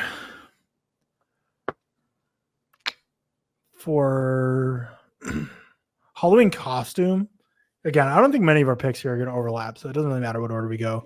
But I'm going to go with one from my childhood. Like I was going to for sure pick one that it was at some point in my life, but I'm going to go with Ghostface, but with the blood, like with the blood, mask, dude. Generational like the heart mask thing that pumps it. Yeah, that was all timer. I don't know what age I was. Probably. I saw a tweet with a picture of that mask with the blood pump thing, and someone quote tweeted it and was like, this costume went triple platinum back in 2010 or something. That was such a hot commodity. Oh unreal. My God. Ghostface, you get the blood pumping. Great mask. Don't even know. I have an engineering degree. I can't even comprehend how the blood would just go back and forth between the pump. It just makes no sense to me. Just perfect costume mask. George, where do you want to start here? I'll go with my Halloween costume first. I think just the easiest costume for a man is dressing up as Marty McFly. So I'll take that. Year one. That was special costume. That was year one Halloween ReelTok. It's just so easy. You just wear jeans and a red vest. It's so easy. Yeah. And then I'm gonna go with my Halloween activity, and I'm just gonna go with watching horror movies. That's awful. Just terrible pick. You lost. That's a great stop. Congrats. Awful. Such a good pick, man. Such a good pick. Interesting. So I had two Halloween activities I was split between, and I was wondering if George was going to take one of them to make my life easier. So I'm split between, since there's no one else can pick them. I'm either going to go carving pumpkins or trick or treating. I feel like both of those are kind of like Hall of Fame activities. Yeah. Yeah, I'm going to go. Honestly, I like both a lot. I feel like trick or treating has more of like a Derrick Rose career, where it's like elite, but then like it tapers off and you don't really do it much. Sure. Whereas carving pumpkins is more like longevity. You know, you do that in your adult life. So we're going to carving pumpkins for the longevity aspect. Respect it. Yeah. But trick or treating was elite as a kid, like especially having like siblings. Like I would always, my younger sister is how much younger than me? 6 years younger than me. So I would be like fully developed 12-year-old brain, where she'd be like 6-year-old brain. So we'd get back from trick or treating and have like our candy hauls. And I was making just Kevin Costner draft day deals with her. I was going, I'll trade you these, and he didn't shake my hand, or what was it? Yeah. I'll trade you a Smarties for like your king size Snickers. Like this is a good deal. You should take it. Just elite, just trading the pillow sacks of candy. But where are we at? We're at Cam now. Yeah. I'll also next go autumn activity. And I think this is the only thing that could like have potential of getting taken. But just sit a night sitting on a couch watching some football of any kind, Saturday night, Sunday night, with some hot chocolate in hand. If you can't tell, I'm drinking hot chocolate right now. My parents, or my dad specifically, big hot chocolate maker. Like loves making it. He might actually, I don't know. He might not love making it. We might just force him to make it every weekend. I'm a fan. He makes a good hot chocolate. But yeah, my dad makes some good hot chocolate, and then my mom's got some good blankets, comfy, cozy. Sitting on the couch. They have a little outdoor TV, so yeah, just do that. And then a Halloween candy. I know I'm not gonna take Halloween candy because, or this round at least, just because I know whatever I want won't get picked because I'm not a chocolate guy. But I'll do autumn food, and we'll go with the pumpkin spice latte, not necessarily a food. I was anti pumpkin spice. Growing up, you were like, "Oh, it's a girl drink. It's a girl drink, right?" Yeah, making those jokes like. No, man, pumpkin spice lattes are great. Anything pumpkin spice is fantastic. So, yeah, I'm just a pumpkin spice guy. Yeah, I'll never forget my first pumpkin spice latte. It was from McDonald's in like 11th grade, and it was like, that's awesome. Yeah, I was getting a coffee, and I was like, you know what, whatever, screw like all the people who say this is girly. I'm just gonna try this, see what the hype's about. Yeah, and you never go back. It's game changing. Forever. See, I didn't like it. I had it for the first time this season. I didn't really enjoy the pumpkin spice latte. Well, that's awful. to hear. That's disappointing to hear. Sorry. It's also been so long since I've had a good hot chocolate.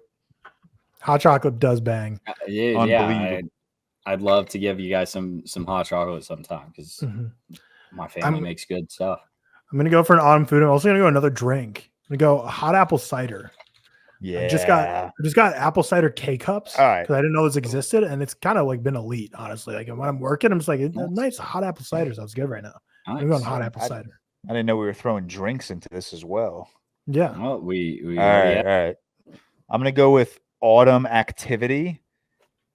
Or am I going to go with autumn activity? I didn't really plan the autumn activity. I'll go with Halloween candy first. And I'm going to go with, would I call this my favorite candy?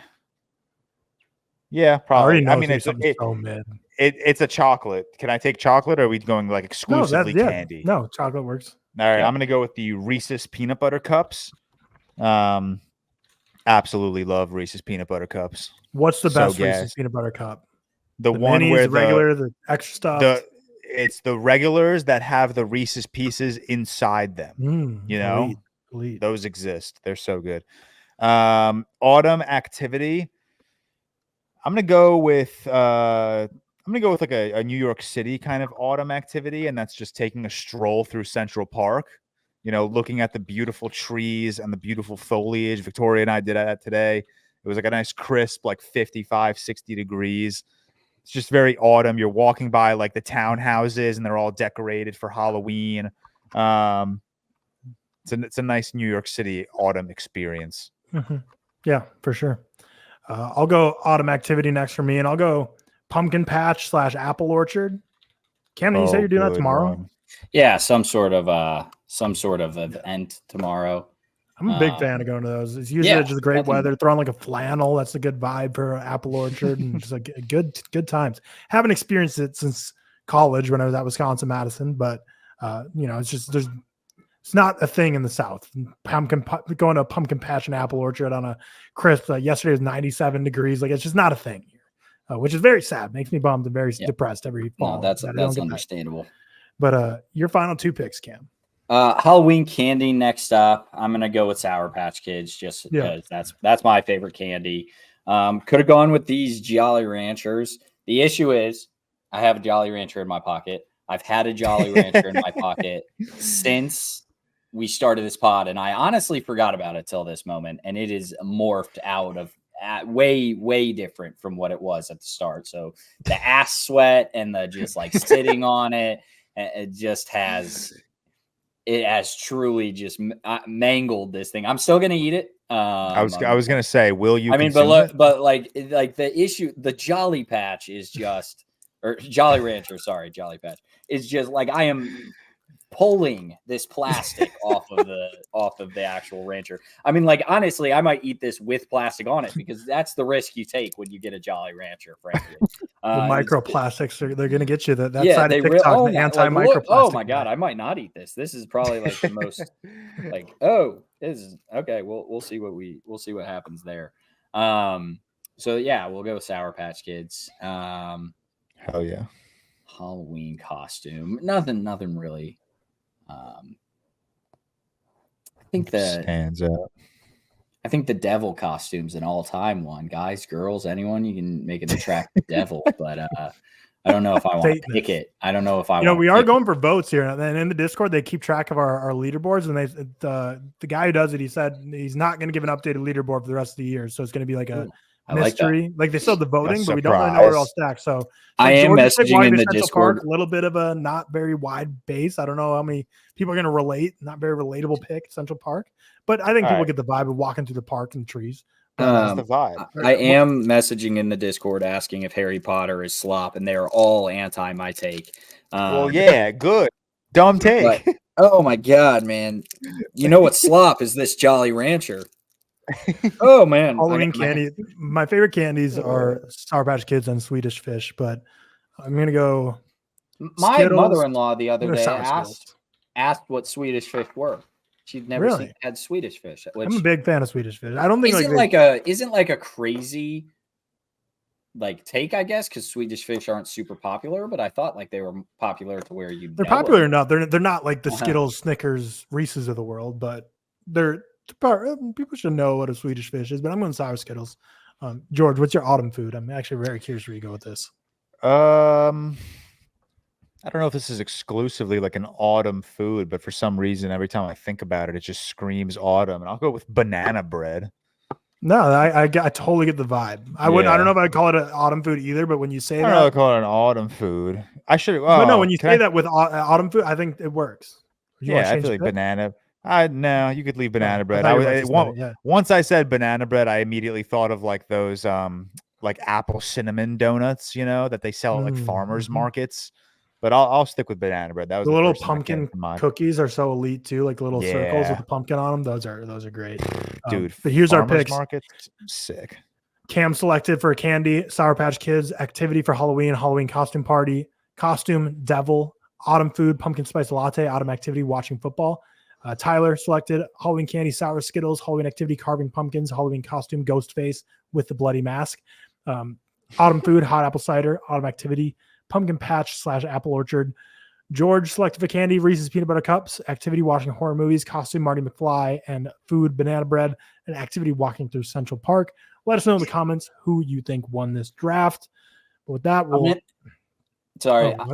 I'm in the Discord right now for like the first time ever, and this fucker sends a GIF of the nun, and I'm gonna leave now. Like, I'm not going back to this shit. Thanks. Wait, no way. That's elite. That's elite. Congrats. Now I'm never coming back to the Discord. All right, 2-minute warning now. The final stretch of this episode, we're going to trailers and movie news. So obviously, big week for Christopher Nolan movie news. It's confirmed that Tom Holland and Matt Damon are going to be the two co-leads in his film, but all kinds of rumors about what it's going to be about. At first, people were saying it's going to be a period horror film about vampires in the 1920s.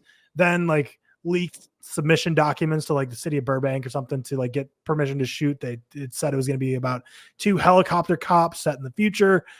Who knows if either of them are going to be right? It could be something just totally completely off base for either of them. So don't really know, but Tom Holland, cool. Matt Damon, cool. Excited to see him in a Christopher Nolan movie.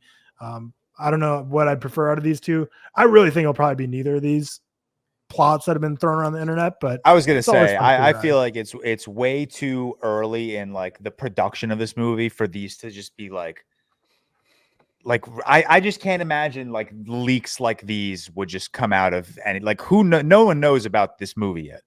And there was one Q&A I was at after Oppenheimer with Nolan where he was like talking about like how secretive he is with his script. Like when he first asked Matt Damon to read the Oppenheimer script, he would not email it to Damon. He would not give the copy of the script to Damon.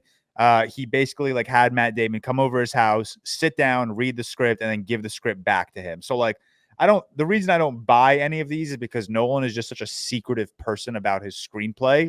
Like until he wants that news to be broken. Mm-hmm. Yeah, it'll probably be none of these, but it's fun that the internet. I mean, no one brings people to the movies like Christopher Nolan, and no one's gonna get rumors going like Christopher Nolan. The Russo brothers. God, we'll see how many people show up for whatever movie that trailer we talked about last week.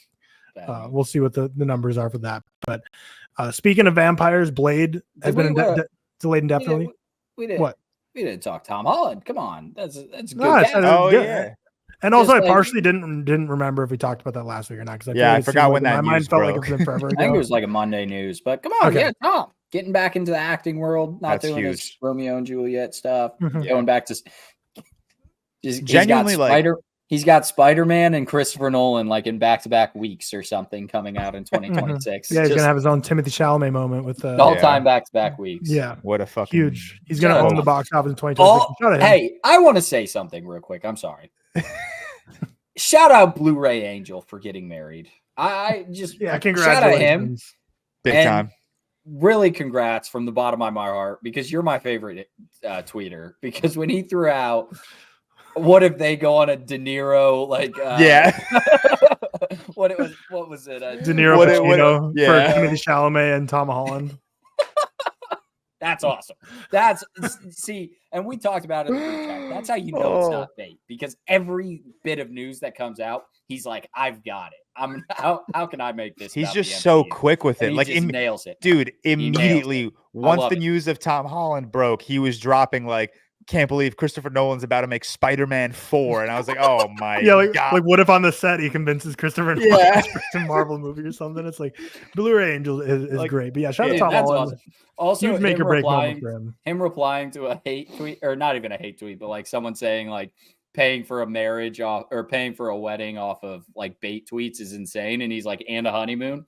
Shout out you, Blu-ray Angel. Yeah, I am a fan of yours, and I'm all in for this. I don't. It's not a bit. It's just him. No, and I'm awesome. Seems like a very genuine dude. So shout out. I love it. But when I say it's make or break for Tom Holland, obviously he's made it by a million degrees. I'm more mean for like if he's gonna like, what's his future gonna be? I feel like there's a big like direction in the road type thing. Like, will he be like an actor that goes into his like 20s, 30s, 40s, 50s, like contending for awards and like major dramatic works, or is it going to be like once his action days and Spider-Man done? And I'm not saying one is better than the other. Like, I think plenty of people would be very happy. Like, I think he'd probably be very happy to just make his bag from Marvel and just enjoy golfing, enjoys a non-alcoholic beer brand, enjoys Zendaya. Like, sometimes he just seems like a happy guy. Yeah, I want the best for him. I had this like tweet drafted up that I ended up sending. Not that I thought it was aggressive. I just wasn't in the mood. But I feel like some people like think actors have the same like career span as athletes, where like 20 to 27 is like their prime. And if they don't accomplish anything within that time frame, like they're a complete failure. Whereas like that's not the case. And Emma Stone is just the perfect example of this, who like throughout her 20s wasn't like making any career defining decisions, and now she's late 30s and she's a 2-time Oscar winner. I have so much faith in Tom Holland. Tom Holland is a good actor. No, I was more saying that just from his vibe. I don't know if I don't know if he seems like the type who wants to be like an actor forever. I don't know, but yeah, more power to him, whatever he decides. But I'm excited to see what he's got in a Christopher Nolan movie. Definitely like the biggest stage you can put yourself on outside of like the MCU to like be acting in a big box office movie that's not like a franchise movie.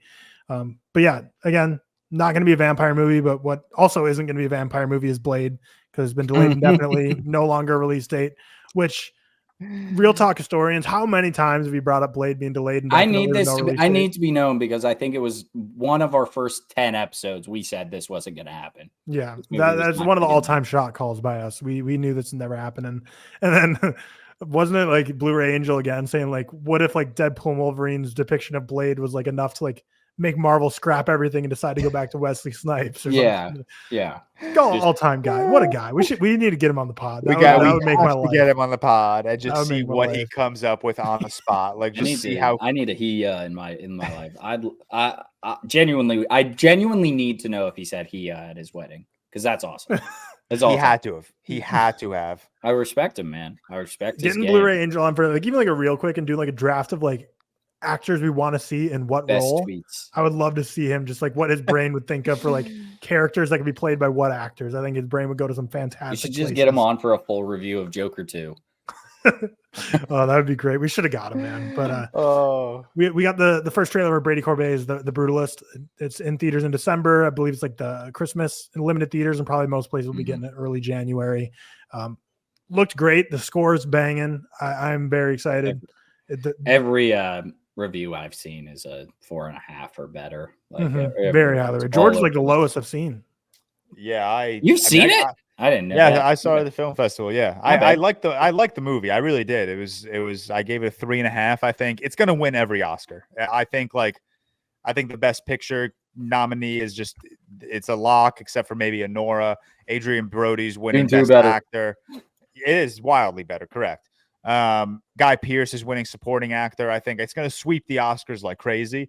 But I don't know. It didn't have like that lasting impression that like everyone keeps tweeting like not a day goes by where I haven't thought about The Brutalist, whereas like I forgot about the movie the following day, if I'm being completely honest. Did you like the intermission? I guess it was like 10 minutes, maybe 5 minutes. I think get an intermission in movies every day. Don't act like it wasn't anything. I mean, it was intermission. That's fun. Go see the world. It was 5 minutes. I stood up. I walked over to Kevin K. Meeks and I said, "What do you think so far?" He's like, "I really like it." And then I went back and sat down. That was it. You don't take it. You don't take advantage of the time you're given, George. Sorry, I didn't have to go to the bathroom or get concession. But yeah, it looks great. I'm sure it's going to be a huge award contender, and we'll give a full review on that. Probably, my guess would be like the first or second episode of the new year. Yeah. Which is pivotal though. A24, be on your game, because if you want to be contending for ReelTok Awards, you're going to need to make sure we can all see it. So George has, Seth is not, because did not go to London Film Festival. So balls in your court, A24. Do you want to be nominated for ReelTok Awards or not? We got, for the first time ever, we have a person trying to send us a movie. Who? The ReelTok. Who? Really? Yeah. A movie called Elevation. It's like one of those. I get a lot of these emails. Like some media company is trying to like get us to watch this movie. I don't know if we have to sign anything or anything, but if we want to watch Elevation, coming out November 8th, maybe. Will it be a contender for? Will it be a nominee for worst movie of the year, or maybe it's possible? I haven't seen. It's possible comes out. Yeah, I haven't heard anything about it, but go check the ReelTok email, Tyler. You can be final decision. Okay, I'll be the deciding factor. We got a new trailer for Pablo Larraín's Maria, starring Angelina Jolie, and releasing December 11th on Netflix. George, you can't. That movie's living rent free in your head. So this movie. Out of everything I saw at the film festival, this is the one film that genuinely has not left my mind. A big part of that is Angelina Jolie. She's my pick right now for Best Actress. Again, Mikey Madison for Anora, I think, is going to be the eventual winner, but my pick would go to Angelina Jolie. I think she's absolutely stunning. I like Pablo Larraín. I don't really care for Jackie that much, but I did love Spencer. And I think he kind of continues that like very heartbroken type biopic about Maria Callas and like the final stage of her life. Same thing with Maria Callas. She's the Greek opera singer. Also that too, like they were speaking Greek in the film every so often. I was like, this is sick. I'm flexing on everyone by not reading subtitles right now. But yeah, you're probably that guy at the film festival. I can be like, really wish they wouldn't have put the subtitles on. It really took me out of the moment, because I know Greek, by the way, so I didn't miss anything. I did not mention that once actually until this moment. So, but yeah, Maria. I thought Maria was a beautiful movie. I really did. I initially. So the funny thing is with this movie, I initially gave it a 3. Like 2 days later, I was like, just thinking about the movie. I was talking to my mom about the movie and about Maria Callas, and I was like, damn, like this movie really isn't leaving my head. Angelina Jolie's performance just hasn't left my head. So I bumped it up to a 3.5. I'm going to rewatch this movie, whether it's with my mom or not, because I know she really wants to watch this movie. And I'm confident this is going to go up to a 4 or a 4.5. It truly, the same way people talk about The Brutalist on Twitter, I'm not like annoying about it. So I don't tweet incessantly about it every day, but Maria, genuinely, I have not gone a day without thinking about this movie since I watched it. Nice. Well, it's Netflix's awards play this year. So it seems like every last 3 years, Netflix has like 2 or 3 movies. Last year it was Maestro in May, December. Unless I'm forgetting another one, is their awards plays. The Killer also a little bit. Yeah. 2 years ago would have been All Quiet on the Western Front, which did very well. This year it's like Emilia Perez and Maria. It's going to get a lot of nominations, both of them, it sounds like. So even though Emilia Perez I've heard nothing but bad things about, but it sounds like it's going to get nominated nonetheless. Dude, so trash. Oh my God. We got a Carrie TV series in the works at Prime Video with Mike Flanagan set to executive produce. I think we just talked a lot about Mike Flanagan's limited series last week. So with him behind the helm, exciting. We'll see what he has in store. It's not a long book, so it's going to be stretched out into a series. But I've never seen a movie from Mike Flanagan, I don't think. What? You haven't seen Hush? Nope. See, I feel like Hush is a movie that I've asked Emma to watch, and she's like, "Yeah, I don't think you'd like it." And then something happens, and we never watch Hush. Yeah, I don't think Hush is not like. It's just like because I like Mike Flanagan. Yeah, it's just like a creepy home invasion kind of movie. Yeah. Like I really don't. It's not scary. It is creepy. Have you? This is my dumb question. Maybe have you seen You're Next? No. Okay. All right. Not because I was avoiding it or anything, just haven't seen it. Yeah, I mean that's not like a top tier horror movie. I would say No, go watch it's- immediately, but it is a scary one. Stupid question to ask us. Yeah. We very clearly have not seen you. Yeah, I don't have Seth on this podcast. Sorry. Hans Zimmer's score for Dune 2 is not going to be allowed to be nominated for Best Original Score at the Oscars. So Dude, take away all of the John Williams Oscars. How was John Williams Indiana Jones? Thank you, dude. Nominated. Doesn't make sense. I'm not saying take his Oscars yeah, away. I'm just saying let Hans Zimmer be nominated for this. Yeah. Unless it's like the rule is like technically a sequel's score can be considered for original score. Like it's not the fact that it's a sequel that's disqualifying it. They basically run it through some internal code that they have that basically matches up Dune 1 and Dune 2's score. And if there's enough lines of note taking that is similar, then it is disqualified. But like I simply cannot imagine that the Dial of Destiny score has enough variance from the previous Indiana Jones movies where it would not have been disqualified. Wouldn't be surprised if John Williams didn't even pick up a conductor wand once for the Dial of Destiny score. Yeah, it's just, let's play the hits. It's just, run it back. It's such an interesting rule. Like I can't even say it's inconsistent because I don't know. That's why he's the GOAT. That's why he's the GOAT. John Williams is the GOAT. He knows how to get by. He said, run it back, and they said, all right, we'll still nominate you. I mean, it's like LeBron getting Bronny on his team. They just do things for him. Dude, Bronny is so trash. End of discussion. End of discussion. Like, no one's gonna fight you and be like, no, he's really good. Like, okay. He's actually got a lot of motion. Final two bits of news we can run through. There's two Predator movies that are being released next year. We kind of already knew this, but they're both we already knew that one was coming out, but they're both directed by Dan Trachtenberg. Badlands is the one we knew about, starring Al Fanning. Is going to be in theaters on November 7th, set in the future. And then there's a secret Predator movie that's going to be released in some form before Badlands comes out. So he filmed that one in secret.